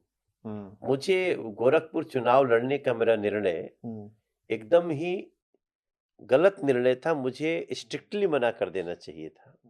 लेकिन कई बार इंसान गलतियों से सीखता है। उसमें क्या सीखना था कि भाई देखो, मैं एक ऐसे इंसान के सामने चुनाव हारा हूं कि जो अपने आप में एक कद्दावर नेता कह सकते हैं, अब तो मुख्यमंत्री ने देखिए वो, नहीं तो आप लोग तो पत्रकार हैं, आप ढूंढिए उस चुनाव लड़ते समय हमने क्या क्या बोला योगी आदित्यनाथ जी को। बता दीजिए। कुछ बोला ही नहीं मैंने। मैं तो बस उनको मन से ही प्रणाम करता था। हमारे लिए टिपिकल सिचुएशन था। हमारा जिलाध्यक्ष रोजे खुद कहता था, भैया कहाँ यहाँ आके फंस गेला तू। जो समाजवादी पार्टी का जिलाध्यक्ष था, बोला भैया ओटवा तो हम लोग वो नहीं के दे ले जा। हम कही यार ये जो हमारा जिलाध्यक्ष है यही करें उधर देते हैं तो ये तो क्या है। लेकिन अनुभव हो गया एक, लेकिन हाँ चुनाव का एक 3 महीने की शूटिंग थी, वो पिक्चर चल रही थी, पिक्चर चल रही नई पिक्चर थी। हाँ मैं लेकिन फ्लॉप हो गई वो पिक्चर। नहीं मैं पहले वो तो 4 दिन में पता चल गया कि फ्लॉप होनी है। खुद ही असेसमेंट लग गया था एक। एक्चुअली क्या है ना, देखो राजनीति में कभी कभी कुछ नेता यूज होते हैं। बिल्कुल। तो मैं यूज हो गया क्योंकि वहां का सिचुएशन जो कास्ट समीकरण था ना उसमें फिट नहीं बैठे थे। बहुत सारे खेल थे, उसको जाने दो, अभी उसको खत्म करो। ठीक है, उसको खत्म कर देते योगी हैं। जी तो वो हमारी हार नहीं थी, वो हमारी जीत थी। ये आगे बढ़ने के लिए एक हाँ। नई सीख थी। योगी आदित्यनाथ जी जैसा नेता अगर वो हार जाते तो आज हमें कितना नुकसान होता। हाँ, ये मनोज जी, उसके बाद आप ने बीजेपी ज्वाइन की।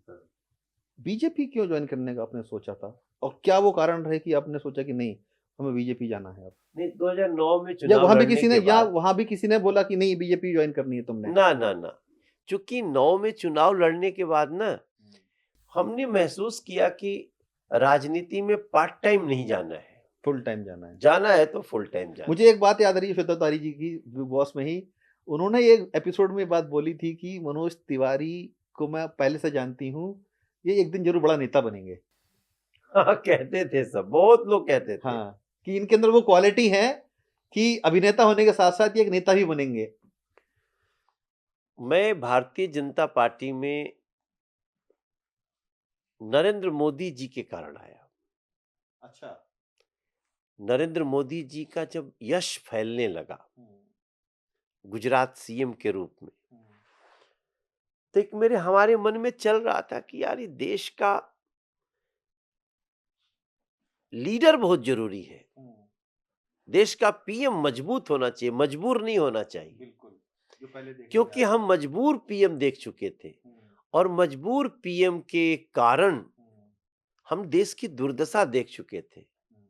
और देखो मैं बिहार का आदमी हूं, हम पॉलिटिकली बहुत दूर तक सोचते हैं। बिल्कुल, रग रग में हमारा पॉलिटिक्स भरी अच्छा है। हो न हो, हाँ, देश का अच्छा होना चाहिए। लेकिन तेरा वैभव अमर रहे माँ, हम दिन चार रहे न रहे, हम उस वाले भाव के हैं। तो मोदी जी का यश सुना तो मन में आ गया कि मोदी जी को पीएम होना चाहिए देश का। लेकिन हम भाजपा के अंदर इतना तो थे नहीं कि भाजपा क्या सोच रही है, क्या सोच रही है मनोज तिवारी को लेकर। नहीं नहीं मोदी जी को लेकर। अच्छा। हम तो दूर से देख रहे थे। तो मैं आज शायद आपको पीछे जाएंगे तो पता चलेगा, आर्टिस्टों में सबसे पहले 2 लोगों ने ये बात कही थी कि मोदी जी को पीएम होना चाहिए। अच्छा। एक मनोज तिवारी, एक लता दीदी ने। अच्छा। आप हमारे एक उमेश कुमावत एक पत्रकार होते, मुंबई के। हाँ मुंबई के, वो स्टार जब न्यूज था ना उसमें होते थे। जी जी जी। उनको मैंने बयान दिया था। अब वो चलाए थे और मेरी बहुत फजीहत हुई थी, कांग्रेस वालों ने मेरी ऐसी तैसी कर दी थी। लेकिन बोल दिया तो बोल दिया। लेकिन आज वो सत्य वचन है, देखिए हो गए थे कुछ ही साल बाद उसके। और उसी समय लता दीदी ने भी कहा था कि ये मोदी जी को पीएम होना चाहिए। अरे तो लता दीदी के मुख से और निकला। मनोज जी, मुझे याद आ रहा है आपने कहीं शायद ये बात कही भी थी कि पहली बार आप जब गुजरात में थे, किसी रैली को संबोधित कर रहे थे और लाखों की भीड़ वहां पर थी, हम्म, तब मोदी जी ने आपको देखा था, पॉइंट आउट किया था कि ये कौन है। वो 2012 हाँ यही तो, जब बिहार शताब्दी समारोह हो रहा हाँ था, हाँ तब हम लोगों ने बिहार शताब्दी समारोह सूरत में किया। मेरा कार्यक्रम था, उसमें मुख्यमंत्री क्योंकि जी बड़ी थे। तादाद में बिहार के मजदूर थे, जो मजदूर पूर्वांचली भाई बहन थे, वहां काम लाख, करते थे। मतलब 1.5 लाख आदमी। तब वहां मोदी जी की नजर पड़ी थी आपके हाँ, ऊपर। बल्कि हो सके तो हम्म, वो शॉट काट के अपने इंटरव्यू में दिखाइएगा, जो हमारी मोदी जी की पहली मुलाकात थी। हम्म। तो वो उस उसके वहां बाद आए थे, मेरा भी ना धुन लग गया उस था। रैली में आए थे वहां पे। हाँ, चीफ गेस्ट वही थे। ओके। और वहीं मेरी मोदी जी से मुलाकात हुई। फिर वो प्रोग्राम के बाद फिर मोदी आंखों ही जी आंखों में से प्यार हो बैठे। गया, मोहब्बत हो गई, और आज तक वो नहीं, मोहब्बत हम तो सोचे ही नहीं थे ना कि हाँ। मोदी जी से हमारी भेंट होगी, भेंट हो और गई। भेंट होगी तो हमें पहचानेंगे। हम्म, नरेंद्र मोदी जी ने मुझे जो सम्मान दिया, हम्म। उसने मेरी पूरी राजनीतिक सोच को बदल दिया। अकल्पनीय है। हाँ। मनोज जी, अब थोड़ा दिल्ली की तरफ आ जाते हैं, क्योंकि हम्म, दिल्ली की राजनीति आप बहुत लंबे समय से कर रहे हैं, आप सांसद हैं यहाँ से, और दिल्ली में बड़ी जिम्मेदारी भी आपको दी गई। मुझे अच्छे से याद है जब 2014 का इलेक्शन आप लड़ रहे थे, और ये चर्चा थी कि किसको चुनाव लड़ाया जाए, क्योंकि जिस सीट से आप आते हैं वहाँ पर पूर्वांचली वोट काफ़ी बहुतायत में है। चूँकि मैं दिल्ली का रहने वाला हूँ, दिल्ली में पला बड़ा हूँ, और व्यवस्था को समझता हूँ दिल्ली की। पार्टी बड़े पशोपेश में थी कि शीला दीक्षित के खिलाफ किसको लड़ाया जाए, या संदीप दीक्षित के खिलाफ किसको लड़ाया जाए। आपने इस बार एक ऐसे कैंडिडेट को हराया जो बहुत युवा था। हम्म। कब आपको ये पता चला कि पार्टी ने ये सोचा है कि आपको वहां से लड़वाया जाएगा? ये तो मुझे अचानक ही पता चला। सरप्राइजिंग था बहुत। हाँ, क्योंकि मुझे लग रहा था कि मुझे हम्म, बिहार के बक्सर सीट से लड़ाया जाएगा। आपकी चाहत भी वही थी। देखो, सच पूछो तो मेरी चाहत चुनाव लड़ने की नहीं थी। अच्छा। मेरी चाहत नरेंद्र मोदी जी को प्रधानमंत्री बनते देखने की थी। तो मैं चुनाव, क्योंकि हमारा बहुत अच्छा कैरियर चल रहा था ना, तो मैं इसमें फंसना नहीं चाहता था। लेकिन जब ऑफर आया तो हुआ फिर बिहार से ही लड़ाओ। लेकिन दिल्ली में उस समय कोई लड़ने को तैयार नहीं था। दिल्ली में जब हमारे आदरणीय अरुण जेटली जी लड़ने को तैयार नहीं थे, वो लड़े भी तो अमृतसर जाके लड़े। पहले एक ही साल लड़े थे जिंदगी में अपना। हाँ, कोई नहीं बोलता था कि दिल्ली में हम जीतेंगे। तो हमको बोला गया, धर्मेंद्र प्रधान जी ने और सुषमा जी ने फोन पे बताया। क्या रिएक्शन था आपका पहला? थोड़ा तो मैं घबराया, क्योंकि भाई यहाँ तो मैं कुछ इस तरह से सोचा नहीं था। लेकिन मैंने हाँ करी।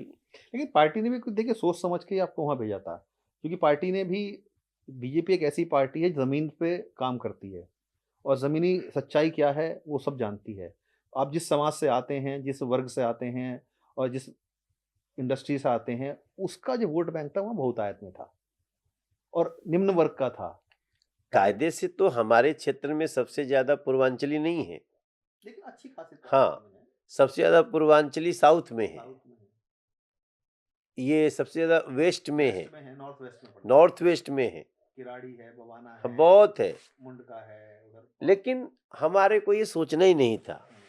देखिए, मैं एक बात के लिए ना, मेरा कभी समीक्षा होगा, मैं ठान लिया तो ठान लिया, करना है तो करना है, और दिल से करता हूं। तो वही था। फिर जब दिल्ली में आ गए तो सोच लिया दिल्ली का दिल जीतना है। और अच्छे खासे मार्जिन से जीते थे मनोज जी आप। हम्म, उसके बाद पार्टी ने आपको दिल्ली में बहुत बड़ी जिम्मेदारी भी दी, अध्यक्ष अध्यक्ष बनाया। मुझे अच्छे से याद है जिस दिन आपको अध्यक्ष बनाया गया था, मैं टीवी पत्रकारिता में था, पहला पत्रकार मैं था दिल्ली बीजेपी को करने वाला जिसने आपको फोन किया था, मुझे अच्छे से याद है। बनने के 10 मिनट नहीं, बाद ही आप तो बहुत, आप तो लगातार बीट भी आपकी भाजपा की होती थी। बिल्कुल बिल्कुल। तो आपसे तो इतना मिला मिला जुला हूं मैं कि वो मुझे समझ में नहीं आता आप पत्रकार हैं कि राजनेता हैं कि दोस्त हैं। मित्र हैं। हाँ, इतना घुला मिला हुआ हूं। मैं तो आप जब कोई अचानक आप चैनल बदल देते थे तो मैं दुखी होता था, यार ये इतना क्यों बदल रहे हैं जितेंद्र भाई। लेकिन ठीक है, एवरीबॉडी हाँ। थिंक्स लेकिन मनोज जी ऑन इसके हिज साथ ओन साथ स्टाइल। जिम्मेदारी तो बड़ी मिली आपको अध्यक्ष पद की, जी, लेकिन आपके ऊपर बीजेपी के ही नेताओं ने आरोप लगाया कि बाहरी लोग इंसान को आपने बना दिया। छोटा मोटा होता रहता है, हम्म। लेकिन ये कोई आपको बड़ी आपको लगा था कि पार्टी ने सांसद बना दिया और एक प्रदेश की जिम्मेदारी दे दी आपको, सोचिए इतनी बड़ी जिम्मेदारी, वो आपके लिए कैसा पल थे? नहीं, वो बहुत चैलेंजिंग था क्योंकि हम्म। सामने एमसीडी का चुनाव था। हम्म। एमसीडी के चुनाव को जीतना हारना बहुत बड़ी बात थी। इम्पोर्टेंट था और भगवान की कृपा से हम तीसरी बार एमसीडी में जीत के आए। ठीक 2.5 साल पहले अरविंद केजरीवाल जी जो 70 में 67 सीट जीत गए थे। आपने 182 सीटें उनको दी थी हाँ। और आपको याद होगा मनोज जी, मुझे अपने किस्से याद आ जाते हैं आपके साथ के, क्योंकि इतना समय बिताया हुआ था। मैंने आपको सर्वे बताया था अपने उस चैनल समय का, तो रोज आप लोग, हाँ, टोटल टीवी में आप होते थे सर्वे बताया था कि 189 आएंगी, और वही हुआ। उतनी ही आई थी। देखिए ये सब इतिहास में है और सबसे अच्छी बात थी 2020 का चुनाव। आम आदमी पार्टी की वास्तव में जो कमर टूटी वो 2020 में टूटी, क्योंकि 20 में पहली बार बीजेपी 33% से 40% तक पहुंची, जबकि हम लोगों ने कोई वादा नहीं किया था, कुछ भी नहीं, न बिजली न पानी न कुछ नहीं।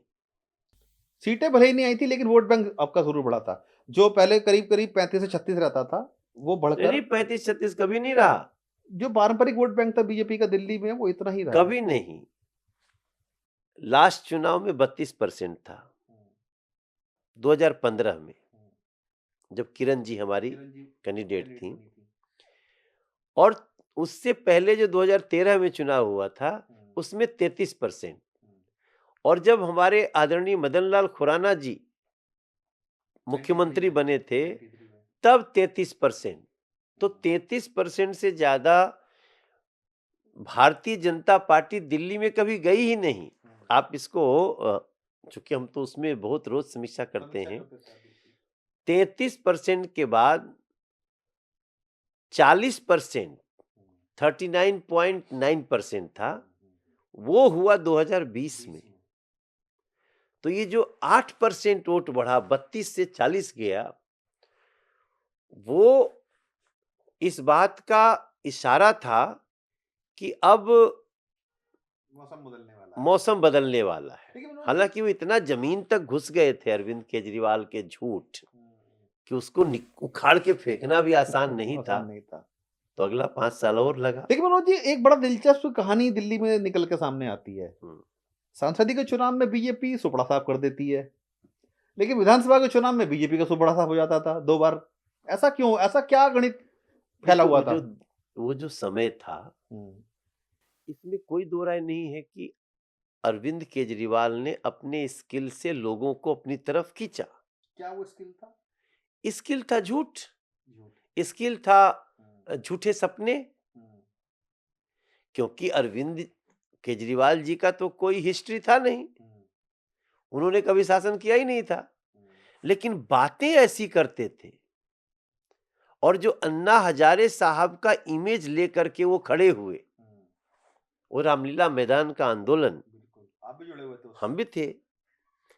तो वो जो उनका जो परिचय खड़ा हुआ ना, उसमें लगा he is larger than life. Larger than life. और जो मुद्दे लेकर वो आए थे, आम जन से इतना कनेक्ट कर लिया था कि ये एक ऐसा इंसान आया है जो आम जन की बात कर रहा है, लोकपाल की बात कर रहा है, भ्रष्टाचार हटाने की बात कर रहा है।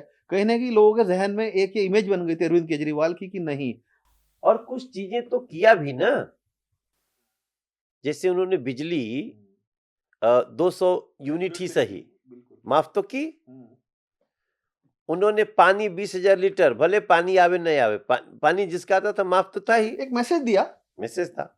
महिलाओं का बस माफ किया। तो ये 3 जो चीजें थी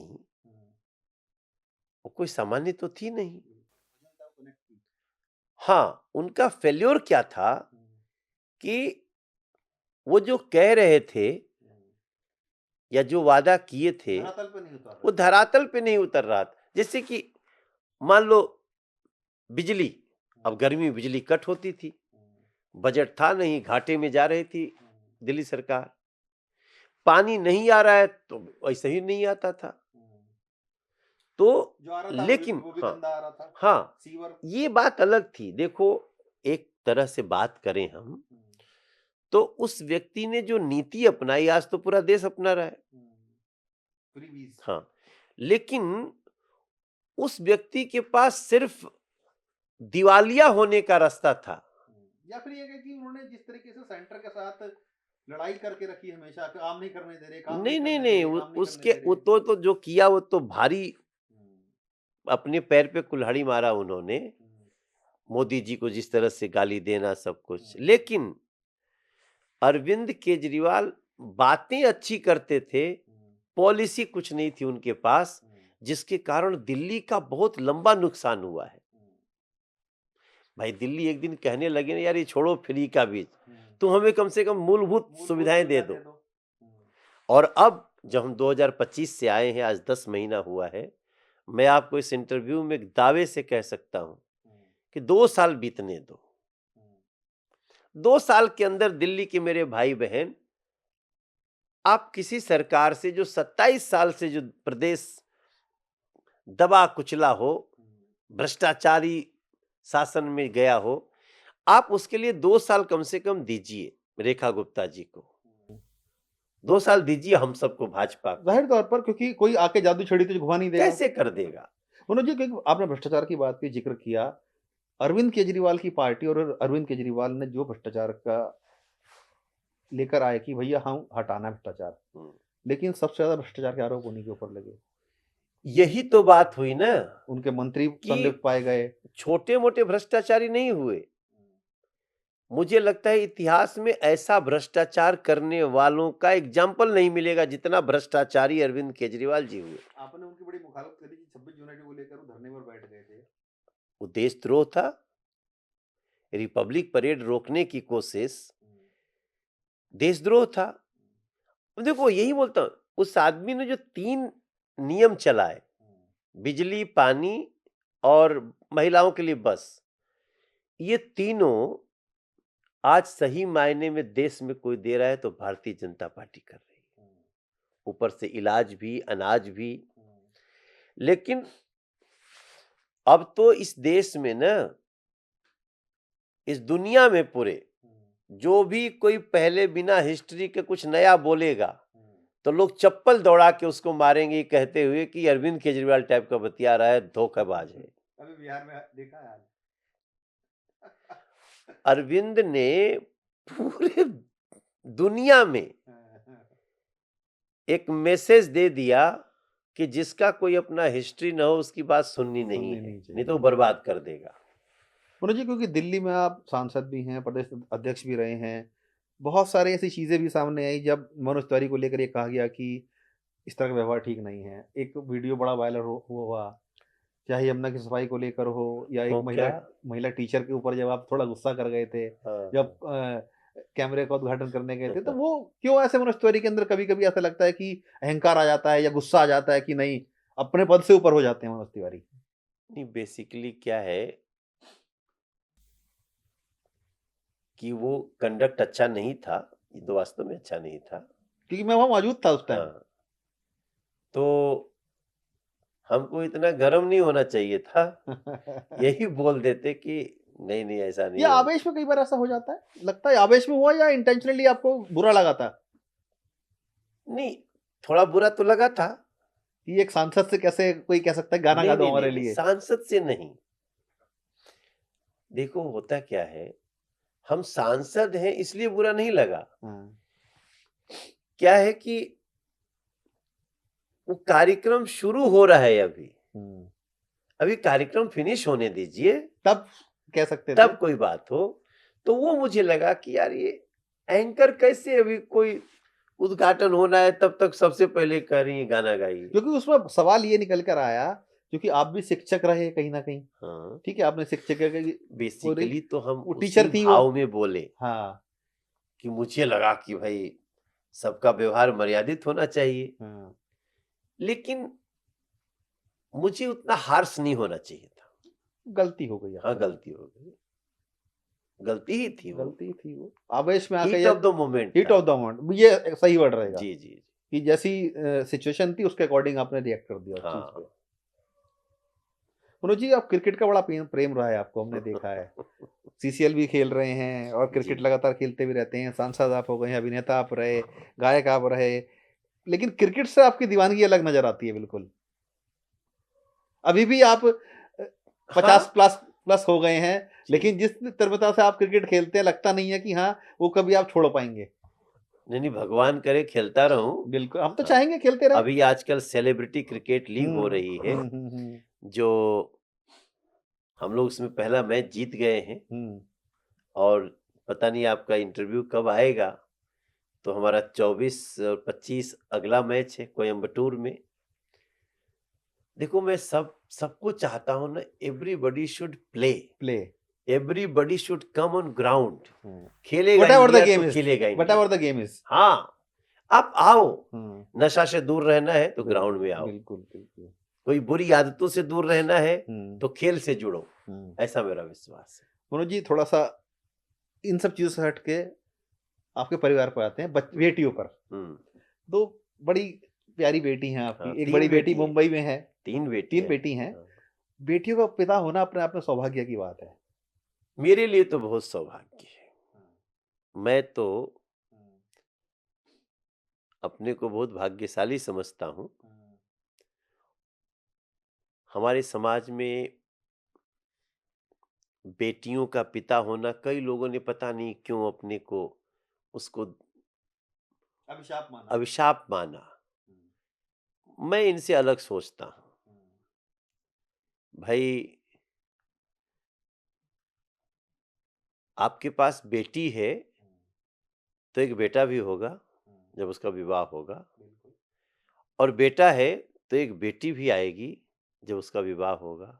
अंतर लेकिन क्या आज की डेट में बेटियां बेटों से कम थोड़ी है मनोज जी। 100%, इसमें कोई दो राय नहीं कि मैं तो इस बात को प्रचारित करता हूं कि कई बेटियों ने ये एक मानस बन गया, हम उस मानस को तोड़ना चाहते आपके ऊपर भी बहुत आरोप लगे बेटियों को लेकर, क्या?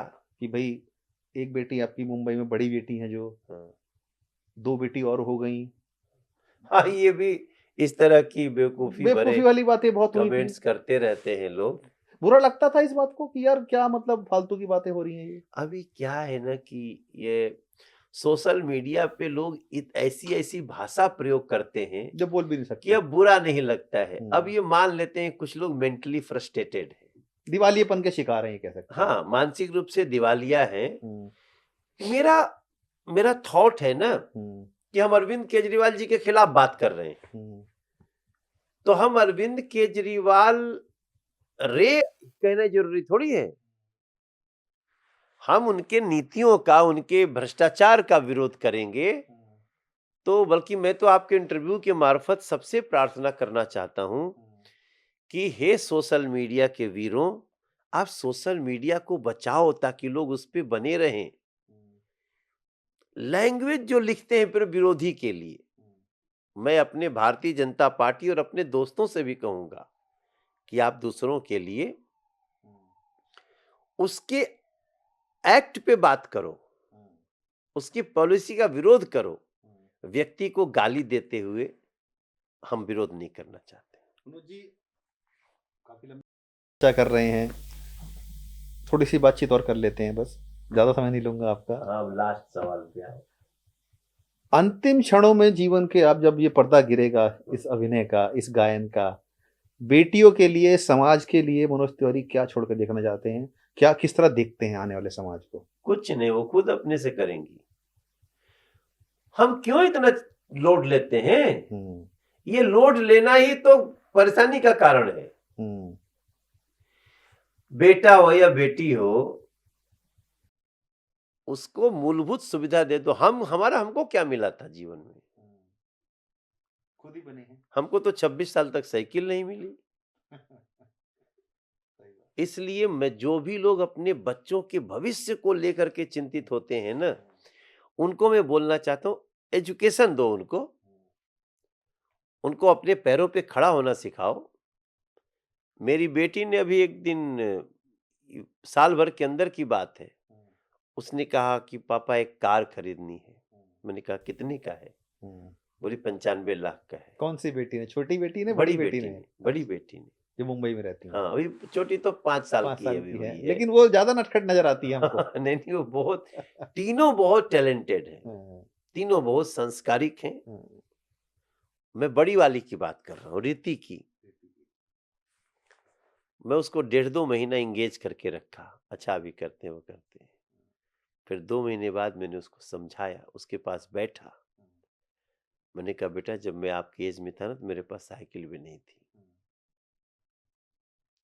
तो उसको समझ में नहीं आया कि मैं कहना क्या चाहता हूँ। मैंने उसको डिनाई किया कि नहीं, अपने पैरों पे खड़े होना तो गाड़ी खरीदना। जबकि कोई बड़ी बात नहीं है आपके दिल में। नहीं, मजे की बात सुनिए। उस दिन वो दुखी हुई, लेकिन 2 महीने बाद उसने मुझे बहुत टाइटली हक करके बोला, पापा आपने बिल्कुल मेरी आंखें खोल दी, और she is doing good this days, अच्छा कर रही।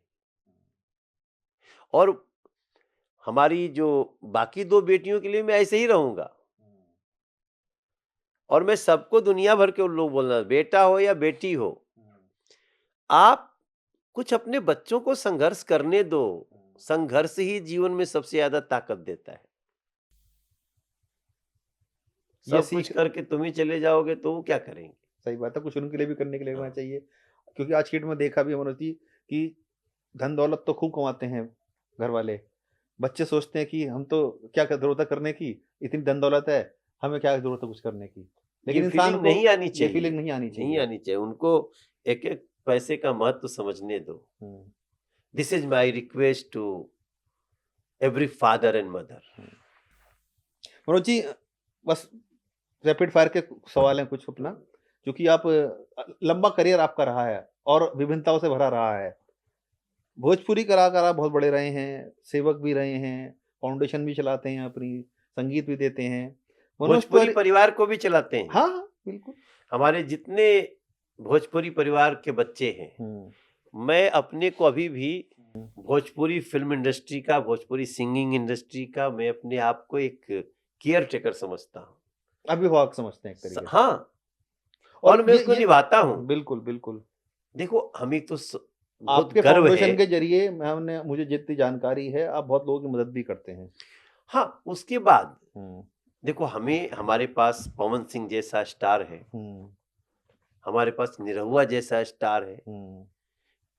इवन मैं खेसारी लाल का भी नाम लेना चाहता हूँ, जो अभी वो बेशक दूसरी पार्टी से चुनाव लड़ा है, लेकिन ये हमारा पार्टी पॉलिटिक्स का नहीं है। खेसारी लाल ने जैसे अपनी जमीन बनाई है, रवि किशन ने जैसे अपनी जमीन बनाई है, और बाकी जितने हमारे बच्चे हैं, चाहे वो बच्चे मतलब कि आर्टिस्ट, इंडस्ट्री से जुड़े हुए हैं, इंडस्ट्री से जुड़े हुए, चाहे आज भी रानी चटर्जी को मैं बात करता हूं, जो ससुरा बड़ा पैसा वाला की हीरोइन है, और वो बहुत अच्छा कर रही है, लाइफ में स्ट्रगल कर रही है। बाकी जो नई लड़कियां हैं, अमरपाली दुबे हैं, अक्षरा सिंह हैं, और लड़के कई आए हैं, वो रितेश पांडे, वो भी दूसरी पार्टी से चुनाव लड़ा है। हाँ। अभी बिग बॉस में भी एक गई थी, मनीष कश्यप, मेरा इतना क्लोज भाई, एंड टाइम पे उछल के उधर चला गया वो। लेकिन इसका मतलब ये थोड़ी कि हमारे भाई नहीं रहे, वो कल भी भाई थे, आज भी हैं, और कल भी रहेंगे। मनोज तिवारी की सबसे फेवरेट हीरोइन कौन है, अगर हिंदी सिनेमा की बात की जाए तो? इतना तो बहुत आपने दूर ले गए हमको। नहीं, हमको श्रीदेवी की एक्टिंग बहुत अच्छी लगती थी, और माधुरी दीक्षित। और अभी की बात करें हाल फिलहाल के उसमें? अभी हाल फिलहाल वो दीपिका की एक्टिंग अच्छी है, लेकिन आपने उनका विरोध भी किया है मनोज जी।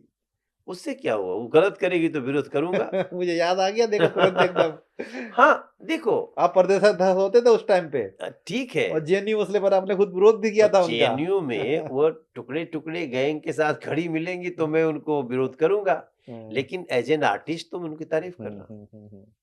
मनोज तिवारी के कॉलेज टाइम में किसी से प्यार हुआ था? अब यही आज झगड़ा मार कराओगे हमारे घर में? कॉलेज टाइम में देखिए हर किसी के क्रश भी होते हैं बहुत से। अरे भैया ये क्वेश्चन कांटा मारो आगे बढ़ो। नौकरी पाने के लिए जो आपने पहला गाना गाया था, उससे जो पहली कमाई आपकी हुई थी, हुँ। क्या किया था उसका? पहली जो हमारी अर्निंग हुई थी, उससे हमने दूसरा एल्बम बनाया था। इतनी कमाई हो गई थी? हाँ। मिला था 25,000 रुपया। उस टाइम पे काफ़ी होता हाँ। था। 1996 में। उस टाइम तो काफ़ी होता था 96 में 25,000 रुपया। हाँ, 25,000 बहुत होता था।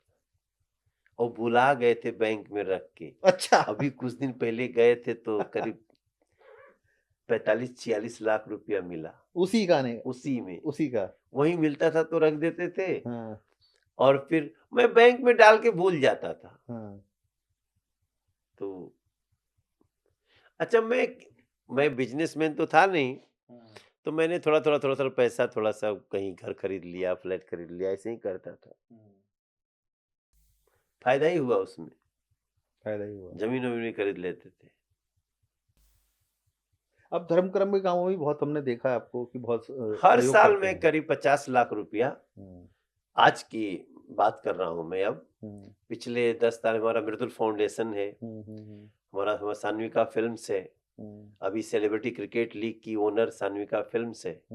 लेकिन इसके साथ-साथ शिक्षा और स्पोर्ट्स में मैं थोड़ा-थोड़ा कंट्रीब्यूट करते रहता हूँ। करना भी चाहिए, क्योंकि शिक्षा और क्या बोला मैंने? म्यूज़िक। म्यूज़िक हाँ।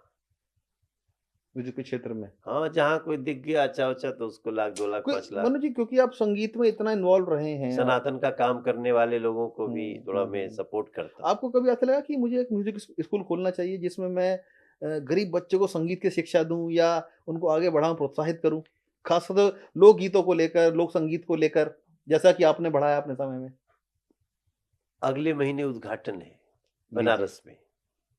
मतलब ये बात मैंने आपसे किसी ना पूछी ना मुझे पता थी, मैंने हाँ, सिर्फ़ आप पे ऐसी रैंडमली अगले पूछ महीने लिया। जो मेरा कौशलेश नगर में घर है बनारस में, हुँ, वहाँ पे एक फ़ोक ट्रेनिंग सेंटर अच्छा। शुरू होने जा रहा है, जिसको मैं कौशल विकास से भी जोड़ रहा हूँ। अच्छा, जी। संगीत की ट्रेनिंग उसमें दी जाएगी। स संगीत की, हुँ, गायन की भी, वादन की भी, हुँ, और लिरिक्स लिखने का, हुँ। कंपोज़िशन का, ये सब क्योंकि वहाँ बनारस पर। संगीत का अपना घराना बना बड़ा माना जाता है, हाँ, वहीं पे कर रहा वहीं हूँ। पे करेंगे। मनोज जी, ये बस अंतिम उसमें है 10 रैपिड फायर राउंड है, 10 क्वेश्चन मारो, है। मारो सिर्फ़ हमको। आपको एक शब्द में जवाब देना है उसका। हाँ, एक शब्द में। हाँ, क्या आपके ज़हन में आता है उसको सुनकर? राजनीति से जुड़े हुए हैं सारे, ठीक है? सबसे पहले प्रधानमंत्री नरेंद्र मोदी, देश के लिए जीता हुआ एक महामानव। राहुल गांधी, देश का होते हुए देश का विरोधी। ओवैसी, भावी खतरा। भावी खतरा। हुँ, लेकिन राष्ट्र की बात करते हैं वो। बट वो जिस प्रकार से नफ़रत फैला रहे हैं, हुँ। वो आने वाले समय में भावी बड़े खतरे हैं। प्रियंका गांधी,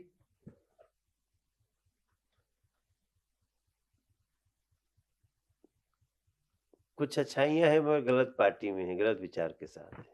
नेहा सिंह राठौर। क्या नाम ले लिए? आप बात कर सकते हैं, कोई ज़रूरत नहीं है कि जवाब भी देना है। योगी या कहें आप योगी बाबा, क्या पसंद करेंगे कहना? योगी बाबा? योगी बाबा, ज़्यादा अच्छा लगेगा कहना। रिस्पेक्ट के साथ उनको नाम लेना है। हुँ, इस देश के कई ऐसे नेता हैं, हुँ। अमित शाह जी, हुँ। मोदी अगला जी, नाम वही था उनका। सरदार पटेल, हुँ।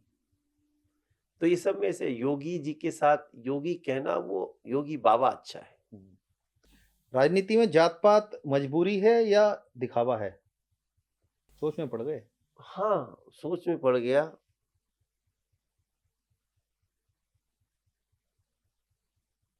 दिखावा या मजबूरी? मुझे तो तीसरा शब्द उसके लिए ढूंढने पड़ रहता है। एक और ऑप्शन दिए होते आप। अपने पैर पे कुल्हाड़ी मारना। लेकिन उसके बिना राजनीति है नहीं देश की। बट अपने पैर पे कुल्हाड़ी मारना है। आपको लगता है ऐसा? हाँ, देखो आने वाले समय में दुश्मन हमें जातियों में बांट करके ही कमजोर कर रहा है, और हम बढ़ते जा रहे हैं। जैसे अंग्रेजों ने किया था। जैसे अंग्रेजों ने किया था। हमको समझ में नहीं आता है, लेकिन हम कमजोर हो रहे हैं। और हमारी कहते हैं ना कि बटेंगे तो कटेंगे। ये वही आता है। फ्री की राजनीति, फ्री में जब मतलब फ्री बीस की राजनीति या फिर मुद्दों की राजनीति? मुद्दों की राजनीति। लेकिन आज की डेट में फ्री बीस की राजनीति सबसे ज्यादा प्रचलित है। धीरे धीरे खत्म हो जाएगी। लोगों को एहसास होगा अपना कि हम गलत रास्ते पे हैं। भोजपुरी इंडस्ट्री के कुछ ऐसे नाम हैं जिनको लेकर आप? नरेंद्र मोदी जी जैसे लोगों ने जिस प्रकार से हर व्यक्ति को उसका हक देना शुरू किया है, लोग अब काम करके कुछ अर्न कर रहे हैं। स्किल्ड होने की बात है, न्यू एजुकेशन पॉलिसी है। तो ये सारी चीजें तमाम अवसर है जहां आप कर सकते हैं। तो मुझे लगता है कि ये फ्री बीच की राजनीति धीरे चलिए खत्म हो जाएगी। मनोज जी, आखिरी 4-5 नाम है बस इंडस्ट्री के आपकी। पवन सिंह का नाम आती है ध्यान में, क्या आता है? पवन सिंह दिल का भोला, हुनर का पावर स्टार भी उनको कह देते हैं आज की डेट में। हाँ, दिल का भोला भी जरूरी है उसके साथ। लेकिन विवादों से भी बड़ा नाता रहा है उनका। क्योंकि दिल का भोला है ना, अपने भोलेपन में फंस जाता है। खेसारी लाल यादव?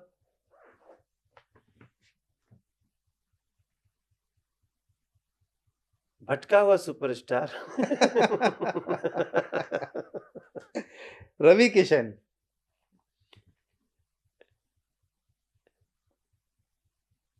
इतना समय लग गया मनोज जी अपने साथी के बारे में। रवि किशन को एक लाइन में अगर कहना हो, इतना लंबा साथ आपका रहा है उनके साथ। हाँ, समाहित नहीं कर पाएंगे।